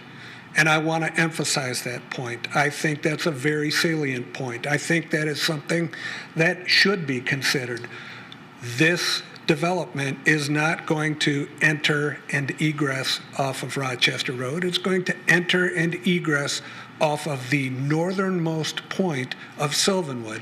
And let's be honest, when people get up in the morning from that from that development, they're going to want to turn left out onto Rochester Road.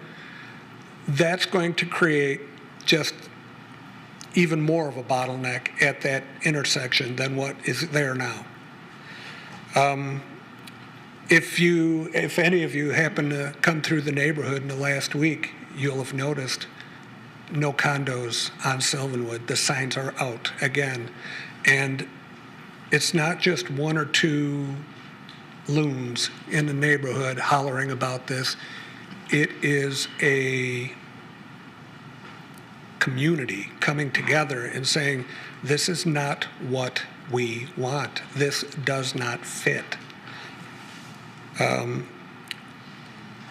of all the people that have spoken tonight on this development, I haven't heard a single resident come forward and say, I support this idea. I think this is great new development. Quite honestly, I would like to see City Council perhaps revisit the master plan. I think there is a need to review that. If it was written in 2008, revised in 16, that's been 5 years. And according to the traffic plan, we were talking about ingress and egress out of the square mile. There's only 3 streets that go east and west out of that whole square mile. The rest of the area is a golf course. Thank you, Mr. Arcelli. And we are looking at the master plan. We had a meeting last week, joint meeting with Planning Commission and City Council, and direction was given to move forward with a look at the master plan. No promises on what that means to Rochester Road, but it is something we're actively undertaking. Next on the list is Pierre Harik, or Herrick.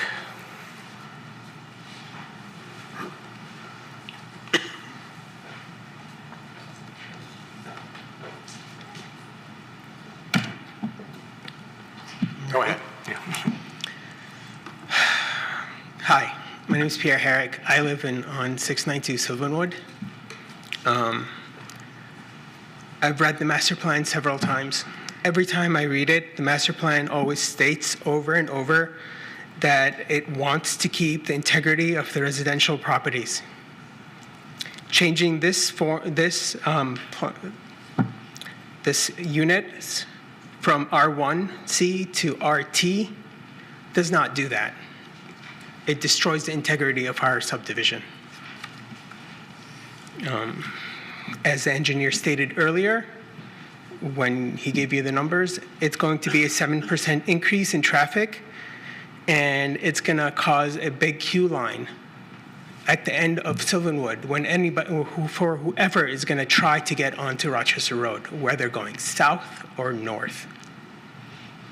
Also, on that area is where all the bus stops stop to pick up their kids, where I see parents every day going there, stopping there, waiting at that corner so the bus can come and pick them up. And that happens at the peak hours.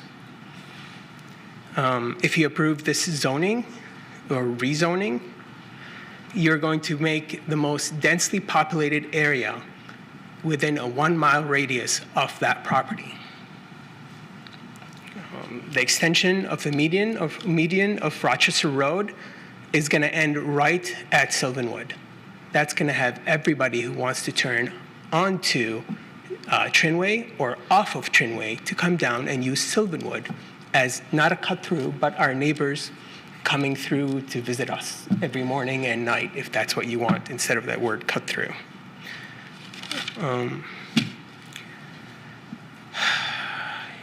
You all were voted in to protect all the citizens and the residents of Troy. There is one resident that wants to rezone this. There's all the residents here behind me that do not want this. I understand that everybody has a right, but having one person trump over all our rights is just not right. You all know this. And I know you all feel it, because if anybody came and put a development like this at the end of any of your roads, you guys would feel it every morning. And you guys would be exactly where we are. And you would be asking your fellow city councilmen to vote against it. It's that simple. We want development. We want Troy to advance. We want it to be done correctly, as the master plan says. This is not done correctly. This does not conform to anything that exists around it. Thank you. Thank you. That concludes those that have signed up to speak at this public hearing for E2. Is there anyone in the audience who would still like to speak on this matter who didn't sign up? Go ahead and come forward and state your name, please.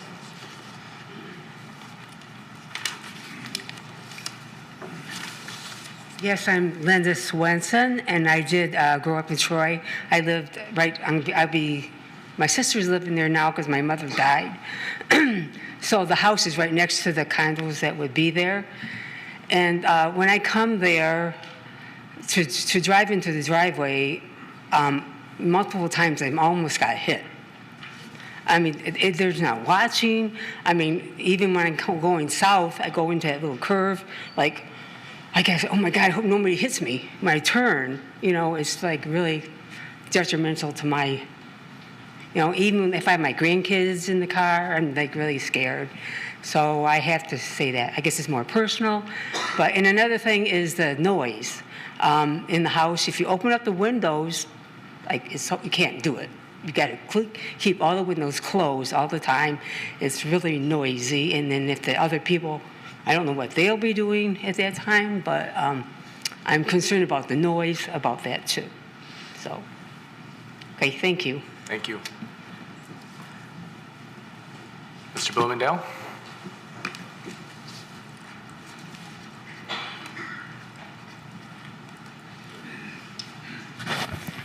I actually came to this meeting to get reacquainted with City Council, learn a little listening and learning, but I'm compelled to get up to address my experiences in Troy. When I moved here, Rochester Road was 1 lane each way and pretty rocky. If you looked either side going north of Waddles Road, you saw more trees than you did anything else. We all know now what Rochester Road is now. Probably one of the most heavily traveled highways in the country, at least in this city. I face some of the same problems that have been mentioned tonight on Tallman. I can guarantee you, if you live on a straight street, you got a problem. Especially when you can come down Latonia, turn left on Tallman, go up to Longfellow, turn right, and turn left on Rochester Road. And not so easy to do anymore because of the traffic, but it was that condition for a long time.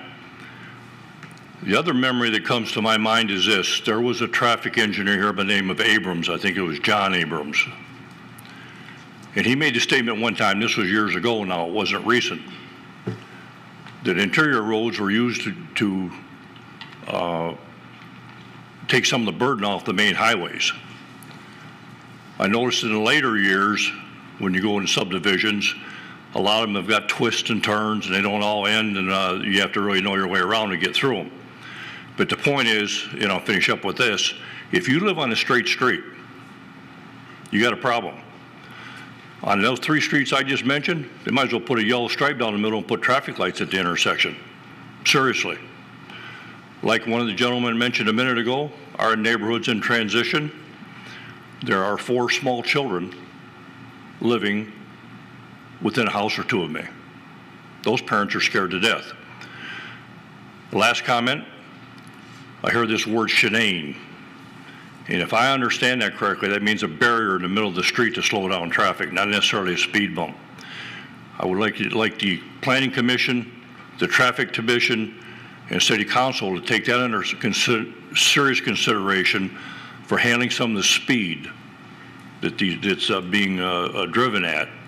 I've also sat with a friend of mine with a police radar gun at the behest of John Abrams. He's a good guy, I like the guy. Checking traffic speeds with this gun. It's amazing. Thanks for your time. Thank you. Anyone else like to speak on E2? All right, now I'll go ahead and close the public hearing. Does anyone on council feel that they need to specifically address something that was said by public comment now, or can it wait till discussion on the item? Is that discussion's okay? Okay. Would anyone like to move the resolution to get it on the table to have that discussion, keeping in mind that that's a procedural method to have the discussion? Councilmember Erickson Galt. Yes, I'll move E2 rezoning request, proposed Sylvanwood Court, RT development rezoning northwest corner Rochester Road and Sylvanwood, Section 10 from R1C, one family residential, to RT one family attached residential zoning district as printed in the agenda. Support. Moved by Councilmember Erickson Galt, supported by Councilmember Abraham, that we approve E2, the rezoning request, as printed. Discussion. Mayor Pro Tem Hamilton. We voted on the conditional rezoning back in July. 4 current members of council all voted no on that, consistent with the same reasons I voted no then. I'm going to vote no now for the same concerns, the traffic, the lack of sidewalks on that street. The previous vote we just made, it was kind of unclear whether the O or the R1B was a better situation. In this one, it's clear 10 units, 4 units. Pretty easy decision for me. Okay. Councilmember Brooks. Yeah, my concerns are kind of what I had kind of alluded to earlier, was that, yeah, they came before council in July and it was voted down 7-0. It doesn't seem like they took any considerations or listened to the concerns of residents or council and made any adjustments to the proposals. So there's still the same concerns that were addressed in those meetings regarding the health, safety, and welfare of residents. There's traffic concerns, no sidewalks, children, trying to get to school, buses, riding bicycles, so I think that I don't see how this situation is any better than it was when it first came before council. Councilmember Abraham. Thank you, Mayor. I appreciate the traffic study that was done. I'm particularly grateful that there was a speed study done as well. I think that's a very critical piece to the study. I appreciate the fact that while the volume of traffic, the increase might be relatively modest, when there is an acknowledged speed issue, it's difficult for me to support an increase in density when that increase in density will lead to an increase in traffic into a problematic area. As indicated, it is a 22-foot road. It is narrow. There are no sidewalks. And while it's difficult to evaluate the rezone because there isn't a site plan, and there isn't a requirement for a site plan, so please don't misunderstand me. I'm not faulting the developer for not submitting it. He didn't have to. But without understanding the parking that could be associated with that 10-unit development, if it were a 10-unit development, I can foresee issues where parking would then start taking place on Sylvanwood, where there's already very limited parking. And you have a very narrow road, parking on one side, and traffic running at high rates of speed in both directions. Now you have limited visibility because there's parking on the street, and trying to pull out of your driveway or just coming out, it exacerbates a difficult situation. So for health, safety, and welfare issues, I have a really hard time with increasing the density in this area.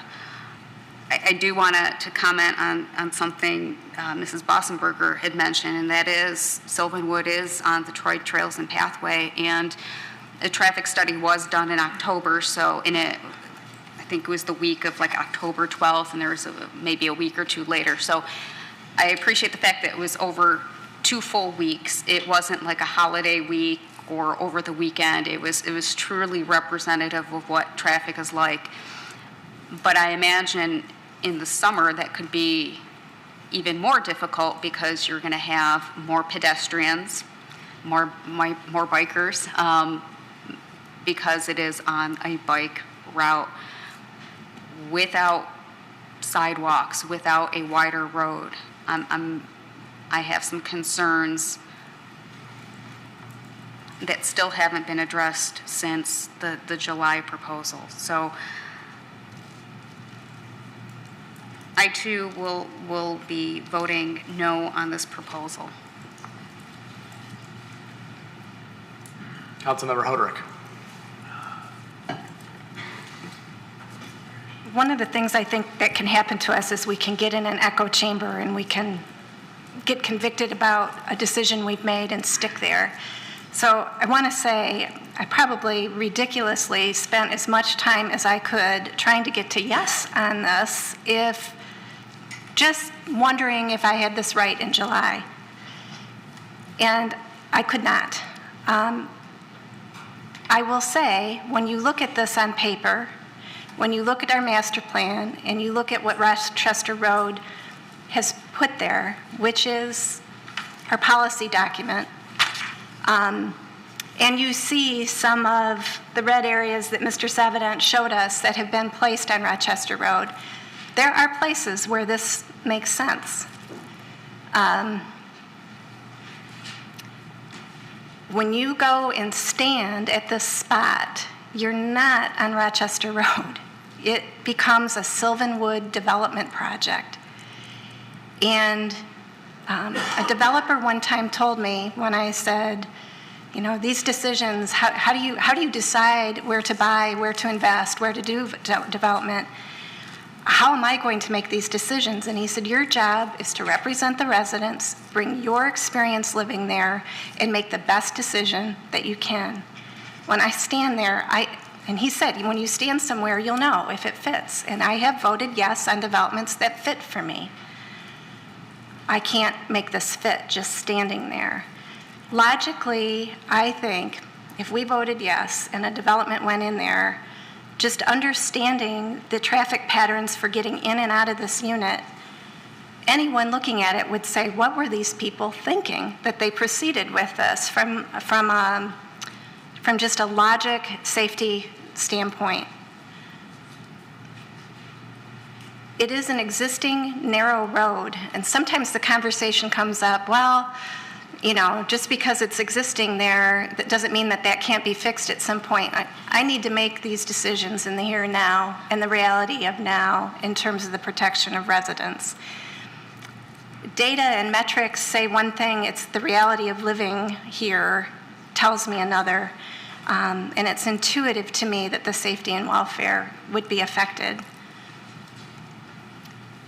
Conformity. Right across the street is a single resident. If I lived there and my city council forced this on me, I don't know what I would do. I mean, and that is, I realize, one resident and one developer, but the spirit of our master plan is to encourage wonderful, logical development. It's going to happen. We all know our city's going to continue to evolve. We're also, the gentleman that came up and said, protecting the integrity of the residential properties. We can't lose the sense of what the residents live and experience and expect when they buy their homes, when they put their homes up for sale, when they invest money in modernizing their homes. They have a reasonable expectation as well that the zoning that's there will still be there, and if it is not and it's evolved, it will be done so in a logical way.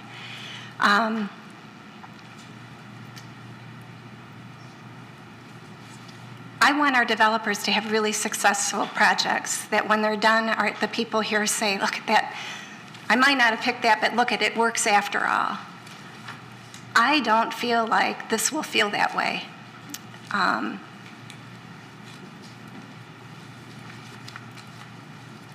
It doesn't mean that everything about our master plan in terms of Rochester Road is wrong.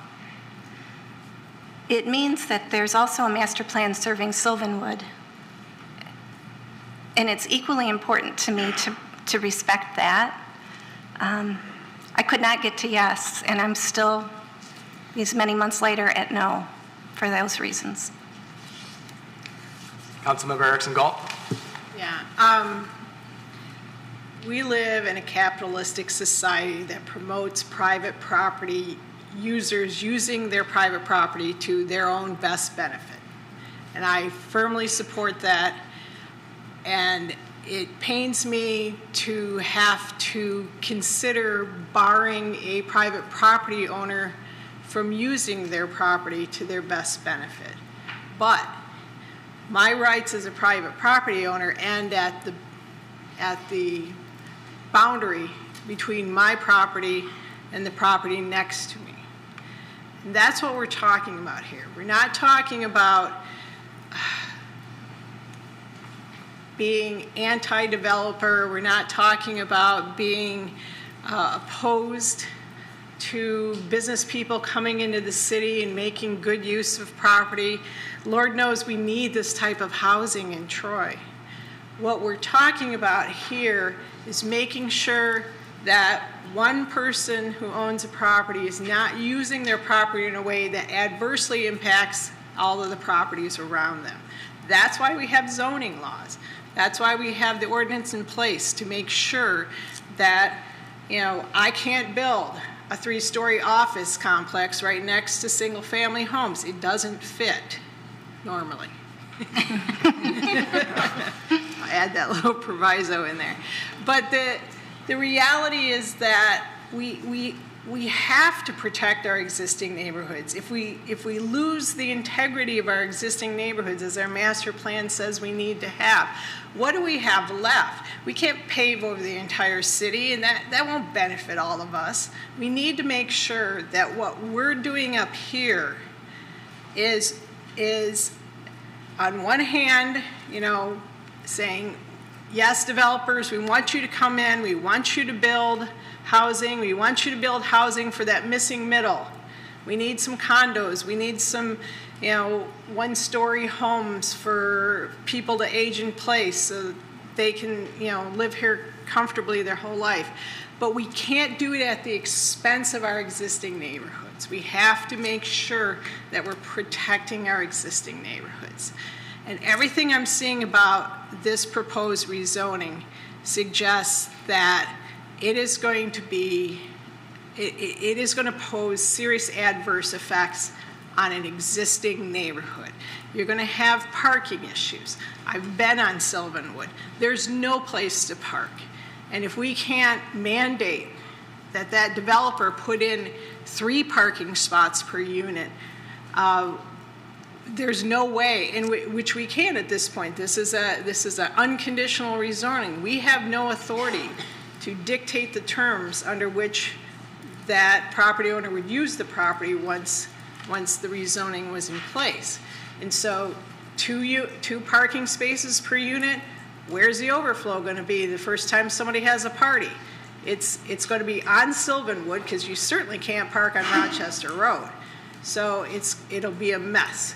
And then we have, and you know, I believe that it's probably difficult to prove that people are cutting through, but I know they are, because my navigation system tells me to cut through there every time I drive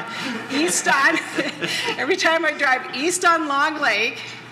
And because I live over near Square Lake and John R., so if I'm driving east on Long Lake towards Rochester Road, it's like, oh, don't go to that intersection. Take it north on, I think it's Somerton, and then cut down Trinway, which you're taking your life in your hands to take a left turn onto Rochester Road from there. So not only are we increasing the overall traffic, we're increasing the potential for traffic accidents. You know, there are serious health, safety, and welfare issues here. Welfare of an existing neighborhood, safety on one of the most heavily traveled roads in this city, possibly in this county or state, and it's just not in the best interests of our existing neighborhoods. We've got to protect those neighborhoods. So given all of those factors that I'm considering, I will be voting no. Mayor Pro Tem Hamilton? I just want to thank all the residents who came out and spoke on this many times last year in Planning Commission meetings. As Mayor Baker mentioned, we are going to be looking at our master plan over the next year. We have to legally by next year. So I ask you, please come to those meetings where we discuss it, let your voice be heard, be involved. I know for me, the Rochester Road corridor is a major part of that revision we want to look at. So I just ask, keep up the activism, and we'll make sure your voice is heard through that process. So I haven't spoken on the specific issue yet. I'm a no, I'll start with that. But I want to tell you why a little bit. First of all, this came from Planning Commission on a very slim majority recommendation, 5-4, which was 7-2 when it came to us before. There's some movement there, I think, in Planning Commission as well for those who are concerned and have their concerns about the Planning Commission and the focus of how we're looking at development in this city. I thank all of you for coming out tonight, for coming out in October to planning, to coming here for us in July, and planning before that as well. I know that it's not easy to come and spend a few hours on a Monday evening when you have jobs, when you have families, and it's not convenient, and you're stuck in here. And luckily, these public hearings are relatively early in the meeting. So the rest of you that are waiting, I'm sorry for later stuff. But the issue is very clear to me. It's been proven now that it's already a dangerous street. Why and how could we do anything that would make it more dangerous? That alone says that it violates the health, safety, and welfare of the neighborhood. And for that reason, I think I can sufficiently vote no and feel good about it. Councilmember Hoderick mentioned, sometimes things look good on paper, but when you get out and stand in the neighborhood, you really see something different. Yes, on paper, certain things, certain developments that we've approved have looked better than they actually ended up being built, no question. Mr. Rosselli said this is not the master plan talks about Rochester Road development. Well, this project doesn't front Rochester Road. In fact, it's 50 feet back from Rochester Road by design, by requirement. It does front Sylvanwood, and this is, to me, very much a Sylvanwood development. And the master plan for Sylvanwood, it wants it to stay residential and fit with the neighborhood, an existing neighborhood. We talk a lot about compatibility and what works. Potentially 10 units across the street and next door to single-family homes does not seem compatible to me. And I think I'm well within my right as a council member looking at the master plan and the zoning to say that makes sense that it not be approved for that reason alone. Compatibility is subjective, but that's fairly clear to me, and I think it is to most people as well. Mrs. Bossenberger, good catch on the trails and pathways and the bike route. I mean, that does add to the issue of health and safety, and is something to be considered, and I think is a good point brought. The developer here, the applicant, I don't know if you're here. I don't think you should be surprised by this result tonight, assuming the vote goes as we've planned. 7 months ago, you were unanimously denied for a project that had conditions on it So to come back 7 months later and expect a different result with no conditions, you shouldn't be surprised. That said, I support your right to develop property and private property rights. It's very important in our city. It's very important to me as a citizen of this country and to all of us. I saw nodding heads when Councilmember Erickson Galt was talking about that. And we don't want to discourage development in our city. We need development. We need new life always brought into the city. And I'm confident that we'll continue to, regardless of tonight's decision. I thank again the residents for speaking up. I thank city management for putting together a presentation that we all just kind of said, well, we're not going to agree with your recommendation at this point, but I know you're doing your job just as we're doing ours. And I appreciate the time and energy and effort you've done with that. And with that, unless there's any further discussion, I'll call for the vote. Ms. Dixon. Councilmember Abraham? No. Councilmember Brooks? No. Councilmember Erickson Galt? No. Mayor Pro Tem Hamilton? No. Councilmember Hoderick? No. Mayor Baker? No. Mayor. City Attorney Bloom. Sorry, and I know that this is probably repetitive, but what I would ask for you to do is I would ask now for you to make a motion in the alternative. So the motion would actually be to deny the requested rezoning. So the first paragraph could remain the same. The second paragraph then would read, therefore be it resolved that the proposed rezoning from R1C to RT, being approximately 1.2 acres in area, is hereby denied. And then that last sentence would be deleted of the proposed resolution. I will make such a motion as read into the record by City Attorney Bloom. Support. Moved by the chair, supported by Mayor Pro Tem Hamilton, that we deny this application according to the language stated by City Attorney Bloom. Any discussion? The vote, Ms. Dixon. Councilmember Brooks? No. I mean, yes. Sorry. It's okay. I'm sorry. All right. Yes. Councilmember Erickson Galt? Yes. Mayor Pro Tem Hamilton? Yes. Councilmember Hoderick? Yes. Mayor Baker? Yes. Councilmember Abraham? Yes. That motion carries. Thank you. Thank you all for coming out. I'm going to have a 5-minute recess so you can all leave quietly. Thank you. We'll resume about 5 minutes.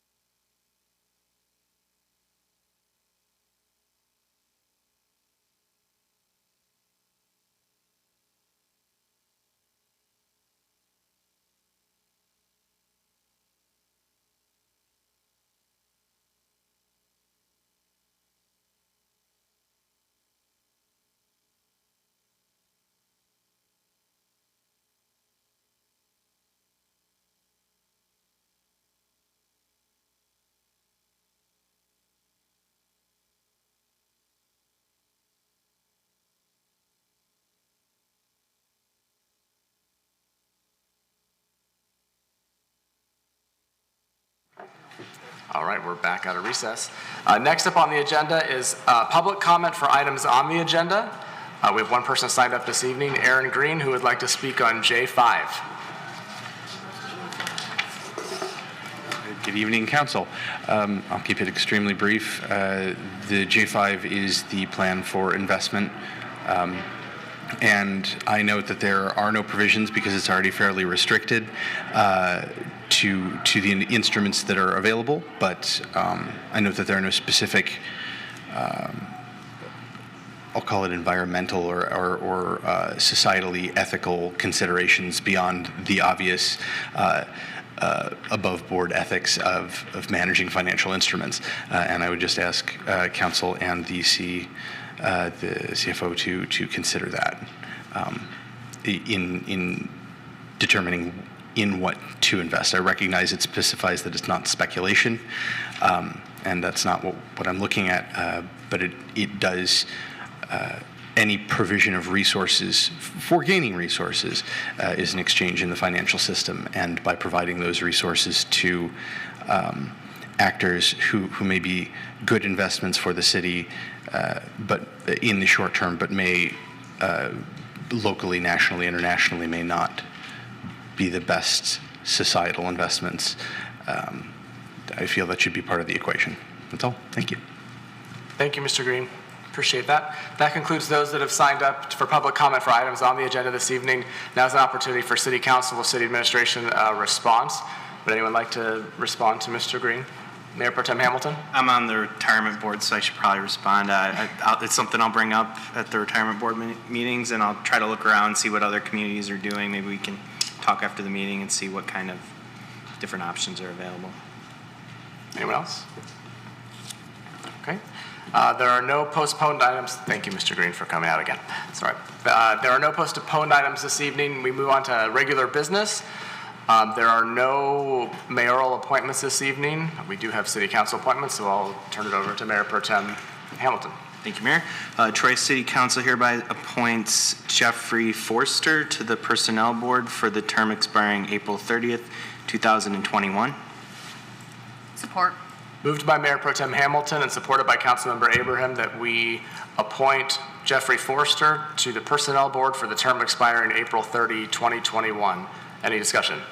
Mayor Pro Tem Hamilton. I just want to disclose that Mr. Forster is my next door neighbor. I discussed it with city admin. They didn't think I would need to recuse on the vote. If any council member thinks I should recuse on the vote, I gladly will, but if not, it's okay. Anyone have any thoughts? I don't see it as a conflict of interest, but thank you. Okay. Not that I'm the ultimate decider, but my personal opinion. Sure. The vote, Ms. Dixon. Councilmember Erickson Galt? Yes. Mayor Pro Tem Hamilton? Yes. Councilmember Hoderick? Yes. Mayor Baker? Yes. Councilmember Abraham? Yes. Councilmember Brooks? Yes. Motion carries. We thank Mr. Forster for his willingness to serve on the Personnel Board. That concludes City Council appointments this evening. We move on to mayoral nominations. I have none this evening, and there are no City Council nominations either, which takes us to I3, a request for closed session. Councilmember Erickson Gall? I'm trying to find it. Thank you. I'll move I3, our request for closed session, as printed in the agenda. Support. Moved by Councilmember Erickson Galt and supported by Councilmember Hoderick that we approve I3, a request for closed session as printed in the agenda this evening. Any discussion? The vote, Ms. Dixon. Mayor Pro Tem Hamilton? Yes. Councilmember Hoderick? Yes. Mayor Baker? Yes. Councilmember Abraham? Yes. Councilmember Brooks? Yes. Councilmember Erickson Galt? Yes. Motion carries. Next up is I4, Standard Purchasing Resolution 2, Sole Bidder Meeting Specifications, Pool Repairs, Troy Community Center Pools and Troy Family Aquatic Center, and Budget Amendment. Although it says it would be introduced by Elaine Bowe, our Recreation Director, this evening we're fortunate to have Brian Gould. Thank Brian. you, Mayor and Council. This agenda item is a capital item for the remercing of the community center and aquatic center pools. The sole bidder on this project did come back below budget for the community center pools, however, above budget for the aquatic center. So in addition to approval for the project, city management is also requesting the approval to amend the budget for the Aquatic Center Capital Expenditures Fund from $100,000 to $126,085 in order to finish this project. I'm happy to answer any questions. Any questions for Mr. Gould? All right. Someone like to move the resolution? Councilmember Brooks. I'll move item on the agenda I-4, standard purchasing resolution to sole bidder meeting specifications, pool repairs, Troy Community Center pools, and Troy Family Aquatic Center, and budget amendment as printed in the agenda. Support. Moved by Councilmember Brooks and supported by Mayor Pro Tem Hamilton that we approve I-4 as printed in the agenda. Any discussion? The vote, Ms. Dixon. Councilmember Hoderick? Yes. Mayor Baker? Yes. Councilmember Abraham? Yes. Councilmember Brooks? Yes. Councilmember Erickson Galt? Yes. Mayor Pro Tem Hamilton? Yes. Motion carries. Thank you. Next on the agenda is I-5, contract ratification, Troy Command Officers Association. This item will be introduced by Jeanette Menig, our Human Resources Director. Good evening, Jeanette. Yeah, right. Hi, Mayor and Council. I'm here tonight to introduce the tentative agreement that we reached with the Troy Command Officers Association, which represents 23 sergeants, lieutenants, and captains in the police department. The agreement as presented in the council packet increases wages, shift premium, and clothing and cleaning allowances. It removes a higher date-driven tier for retirement contributions and restores the previous calculation for paid health care and retirement. There's also various administrative language changes. City management supports and recommends ratifying this agreement, and I'm happy to answer any questions. Any questions? Just a quick question I think I know the answer to, but the Troy Commanders Officers Association, they've already ratified this agreement? They've already ratified, yes. Which signifies they're okay with it, right? Okay. Any other questions? Councilmember Abraham, would you like to move the resolution? I would. I'd like to move I-5, contract ratification, Troy Command Officer Association, TCOA, as printed. Support. Moved by Councilmember Abraham and supported by Councilmember Hoderick that we approve I-5 contract ratification, Troy Command Officers Association, TCOA, as printed. Any discussion? Seeing none, the vote, Ms. Dixon. Mayor Baker? Yes. Councilmember Abraham? Yes. Councilmember Brooks? Yes. Councilmember Erickson Galt? Yes. Mayor Pro Tem Hamilton? Yes. Councilmember Hoderick? Yes. Motion carries. Next on the agenda is I-6, candidates for city council appointment. That will be introduced by Aileen Dixon, our city clerk. Thank you, Mayor and Council. So tonight, you have before you the list of candidates who have applied for the city council member position that is currently vacant. When I call your name, if you could please indicate the 5 candidates that you have chosen for the top 5 who will be invited for interview. And as you know, there were 5 candidates who requested confidentiality, so you can refer to them just by their number, and I have that information. So with that, if you have any questions before we get started, we're good? Any questions? Just for clarification, so we will do this now, and you will tally on the spot, and we'll get the results. Yes. But the candidates any candidates that make it to the interview round that are confidential, those won't be released until it's confirmed that they'd like to move forward in the public interview process, Yes, correct? we'll contact all the candidates tomorrow and also send them a letter formally, but we'll contact them by phone just to make sure that they're still good with that. Yep. Councilmember Mayor Pro Tem Hamilton. Thank you. So will we be, kind of when we did the city manager process, we put all the candidates on the website with all their resumes and information, everything. Will we do that in this process too? As long as they're okay with their information being on the website, yes. But usually we redact phone numbers and email addresses just for that. But their applications that we have, I think most of them had a resume attached to them, so. Yeah, I think it'd be good for residents to get that information. Any other? Councilmember Hoderick? So we obviously will have questions about who got picked. How will we be notified, and how will the public be notified once it's finalized and you've contacted everyone? Well, I can announce the 5 tonight as soon as they're, as long as there's nobody confidential, but if there's a confidential person, tomorrow, it would be on the website. We'll have the list of candidates. After we contact all of them, we'll put the list on the probably the city council page, or it'll probably be on the homepage. So. Okay. Any other questions? Okay. Go ahead. Mayor Baker? Oh, I get to go first.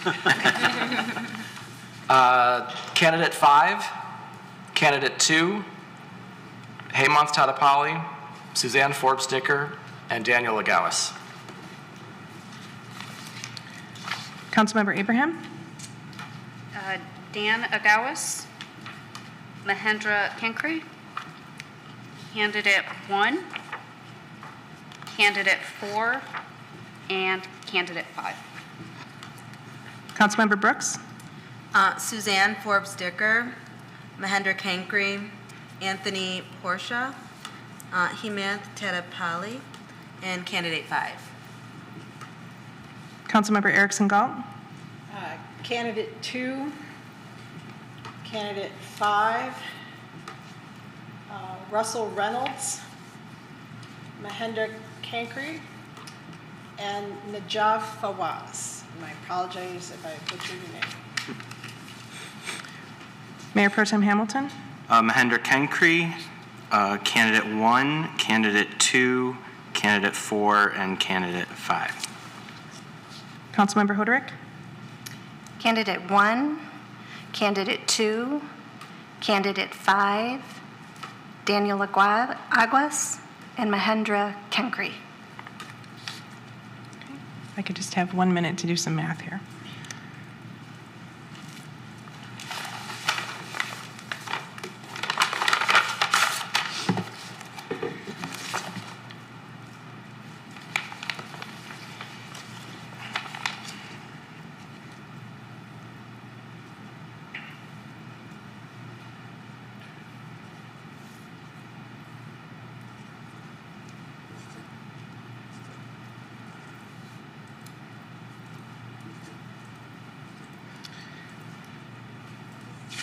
Anybody know any good So- jokes? I'm sorry.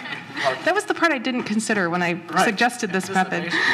Candidate 5, Mahendra Kenkri. Candidate 2, Candidate 1, and Daniel Agawas. And that's, and then there was no tie for 5th place. With no tie for 5th place, that means we've got our 5 candidates, correct? That's what you're saying. So we don't need to do anything further. Correct. We have 5 candidates. Okay. Yes.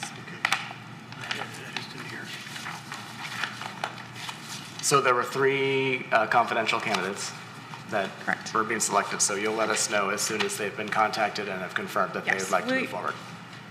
We will contact them first thing tomorrow.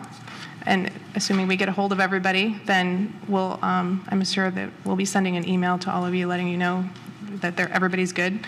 We'll put the information on the website, and as soon as we get, we talk to them about putting their resume and their application on the website, we'll have all that loaded. It shouldn't take too long to do that. So a reminder to my fellow council members, don't say anything until we're given the word, okay? All right, thank you. Councilmember Hoderick. Can we make a few comments? Yeah. Go ahead, you can start. I just, part of the reason I was so frustrated that we have to do this is it's so hard. We had great applications. There's great interested people. Spent the weekend shuffling, reshuffling, shuffling back again, and just really appreciate everyone who stepped up and showed interest.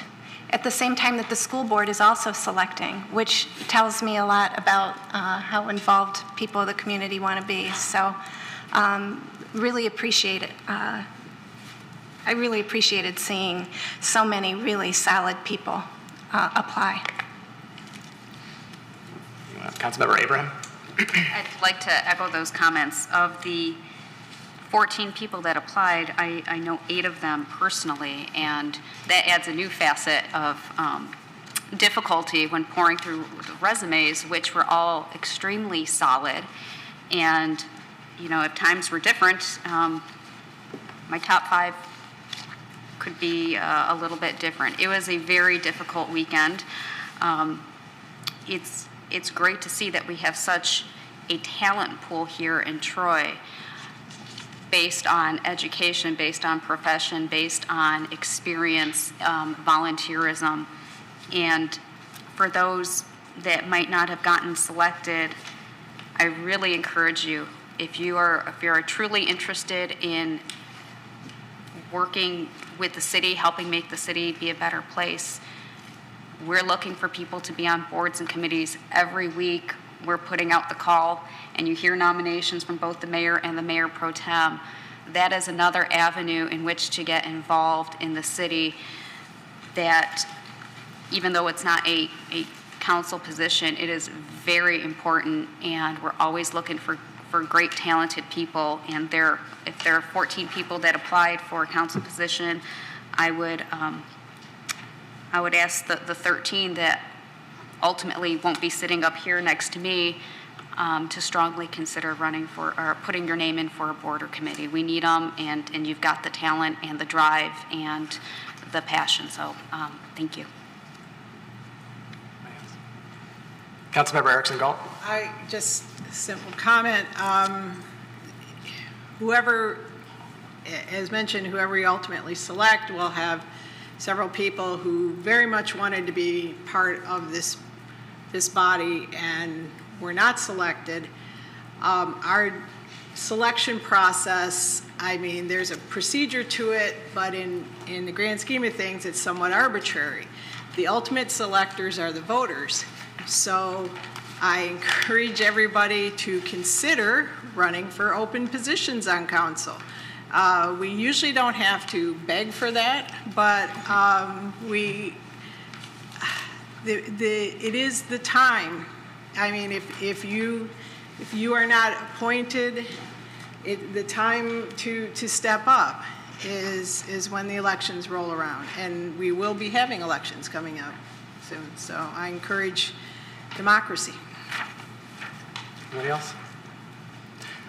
I'll say, I was really afraid there'd be a lot of applicants. I think when Councilman Pennington originally applied, there were 40-something applicants, and I thought it would be easier if there were less. Come to find out I was wrong. It was harder when there were less. Everything everyone said tonight, I think, is very right about the quality of applicants we received, and sometimes it came down to how do you pick between two people that both could easily be qualified and could be up here, but at the end of the day, you have to pick somebody. And so I would encourage everybody, you know, the downside, or the upside and the downside, is this appointment will only be until August, and there will be an election in August. So if you think that you might be, you could run, I certainly would encourage several of you who applied and aren't getting an interview. I think that you certainly would have a good time doing that, and it wouldn't be a bad thing. So thank you for all, and we look forward to the interviews in 2 weeks, where we will appoint somebody during that meeting. And actually, I have a question for the city clerk, and if I could just recess for a quick second.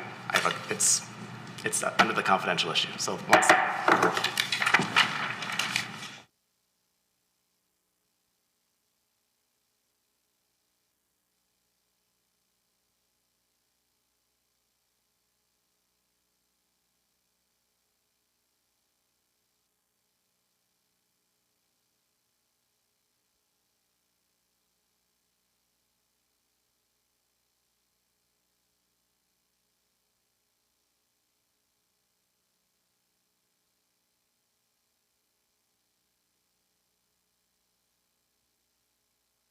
That looked horribly not transparent and everything I don't stand for, but that's the downside of having blue sheets that are confidential. I just needed a clarification on something.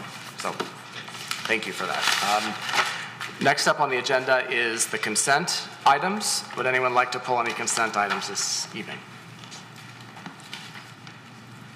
Councilmember Abraham? I'll move all items on the consent agenda as printed. Support.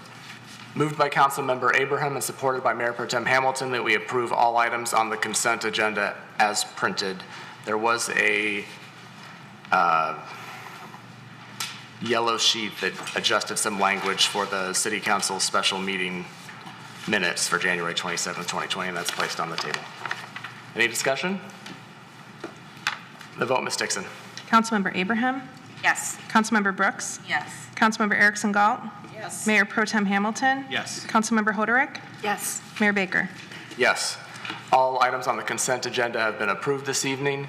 If you're here for that reason, they've all been approved. Next is memorandums and future council agenda items.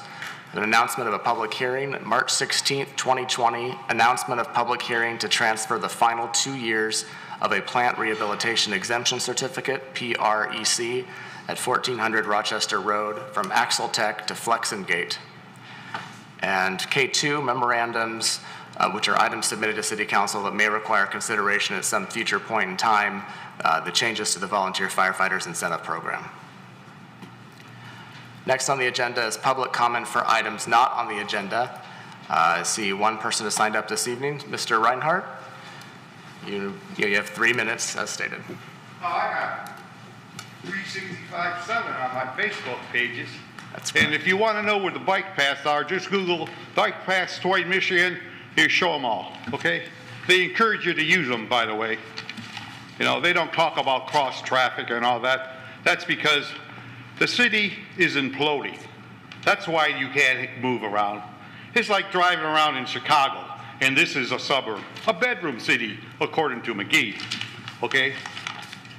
Also, I mentioned last time about that, why the Coolidge is split like that. When the 68 master plan, it showed the transit center coming off a track going down Coolidge Road, down the middle. That's why it's a boulevard, okay? And when you see that on Woodward, Pontiac years ago, that's what it's for. Because like the big Amtrak thing, they can't build it all at one time, so they build it in pieces. Okay, and that's the reason why when something happens, oh, they scheduled it in 208. Nobody cared at that point because they couldn't connect it all. But you guys should look at it closer. Okay, that type of stuff. Okay, and as far as this being a cultural city, I don't think so. They make the Chinese do fireworks on a little bit of piece of property.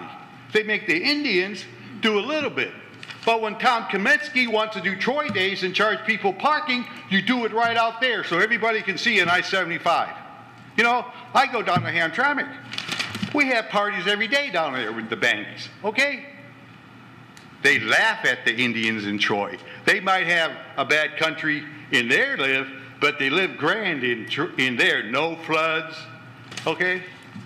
That's what's going on in this city. And just today as I was leaving, Oakland County mentioned that the average age in Pontiac is 66. And then they mentioned Troy at 86. And that's one of the reasons my dad moved out of here, because that section of Troy, Glenmore area, is supposed to be part of the Pontiac School District, okay? And getting back to that Coolidge thing, if you look at it, that's a city. That's on the other side. Now, what city would put a police department on the other side of the expressway? Because that expressway was not supposed to go down the middle. That was a last-minute deal with the mayor, and that took up all his property. So I'm just saying to you, you guys are in a fixed position, and find out the retirement group who were properties owned. Because when these guys sweep past something, the retirement committee could be owning that property. I think they own the community center myself, and they rent, the city rents it from them. Thank you, Mr. Reinhardt. That concludes those that have signed up for public comment for items not on the agenda. Now's an opportunity for City Council or City Administration to respond if anyone likes to. Okay, next up is council referrals, and there are none this evening, so we move to council comments. Anyone have council comments this evening? Councilmember Erickson Galt.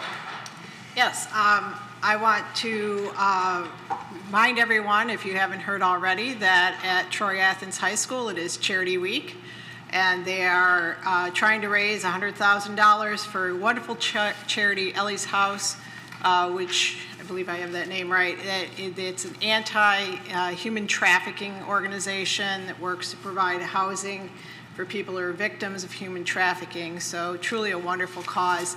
And the students really, they go all out for this event. So I strongly encourage everybody to donate, to show up for the events. Just go to the Athens website and you'll find out more about it. Thank you. Anyone else? Councilmember Abraham. It's been mentioned a few times already tonight, but there was a joint session between Planning Commission and City Council last week. And if you didn't have the opportunity to watch it streaming live, it wasn't on the cable channels since it was being held in the community center, not here in Chambers. But if you have the opportunity now, please watch it. If you've been concerned about development in the city and where it's going, this is something that you're going to want to see.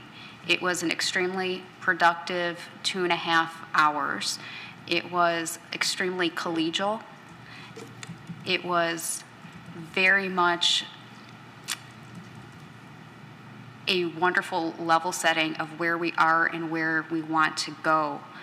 And one of the outputs is that there was direction to relook at the master plan a little bit earlier than what the law requires, because that dialogue at the table very much cemented the fact that council and planning commission are more aligned than maybe what people have perceived it to be, and we recognize where we might have some issues and where the master plan could use some tightening up or and revisiting. So again, you can find the link online on the city's website where you would go for agendas and minutes. There's a link to where the videos are on our YouTube site. And I also want to thank staff. There was a lot to cover in that time frame, and the program was beautifully managed with the right level of detail. There was great turnout from the community. Dozens of residents showed up to participate, listen, and then provide public comment. And it was formatted in such a way that it really fostered that productive dialogue. So thank you to Mr. Miller, Mr. Savedant, Mr. Worthman, Mr. Carlisle, who all took really wonderful leadership roles at that session. And I am confident that the reason that it was such a productive meeting was because of the thoughtful planning that was put into it. So thank you. Mayor Pro Tem Hamilton. This Wednesday at, I think, 7 p.m. is the State of the County address. And I'll be attending that, and I think it'll be streamed online if residents want to watch that. We do a lot of collaboration with the county, and I think it's worth everyone to give it a look. Councilmember Brooks. I have 3 comments.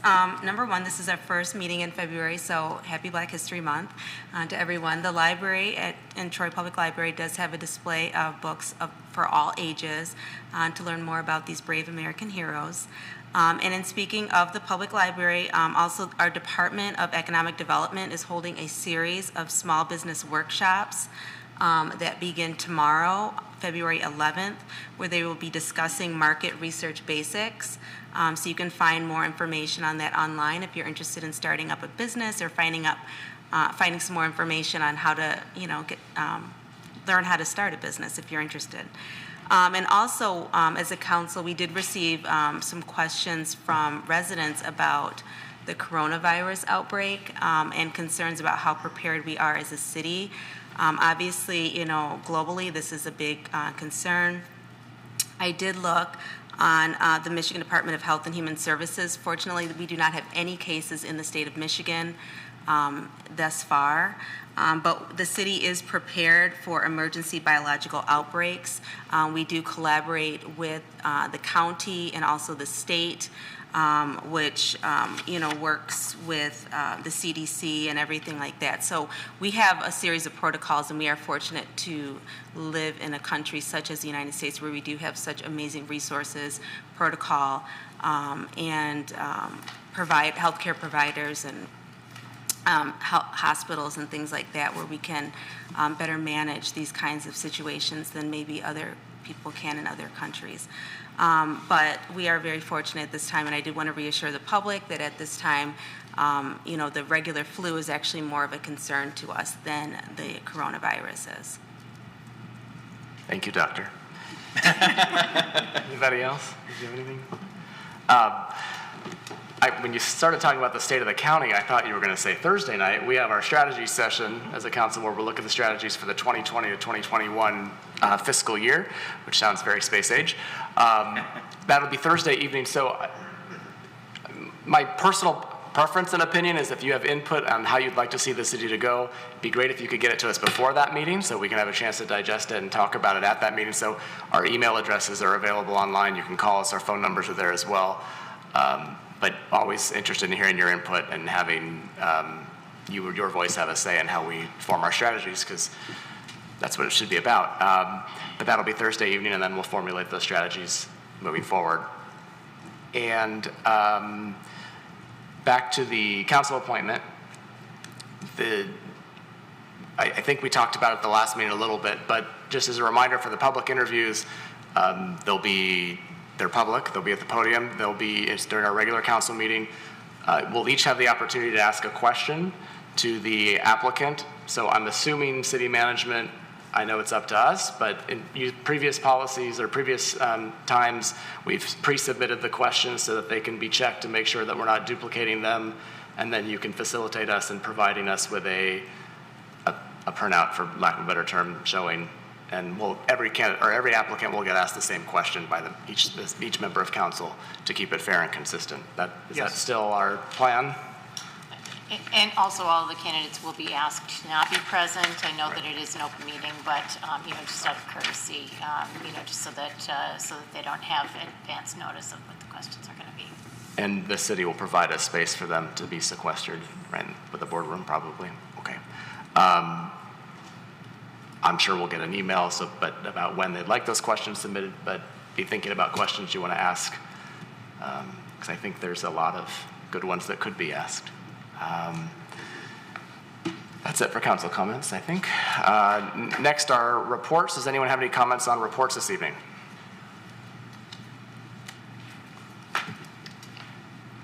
Councilmember Erickson Galt.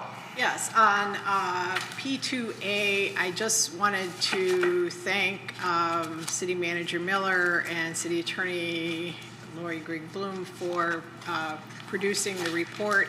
I was the person who asked about what has been our history with medical and recreational marijuana in the city and our regulation of it, and because it's not anything that I frankly paid really close attention to before being elected, it was important to me to be able to have conversations with residents who are advocating for or against it to understand where we've been. And this report was wonderful. Thank you very much. I appreciate you from doing it. I encourage all the residents to review it, because before you come and talk to us about your position on marijuana regulation in the city, take a look at it and see where we've been, because our history informs our present. Anyone else comment on reports? Okay. We do have a closed session this evening, so we will adjourn from in there. So we're in recess now.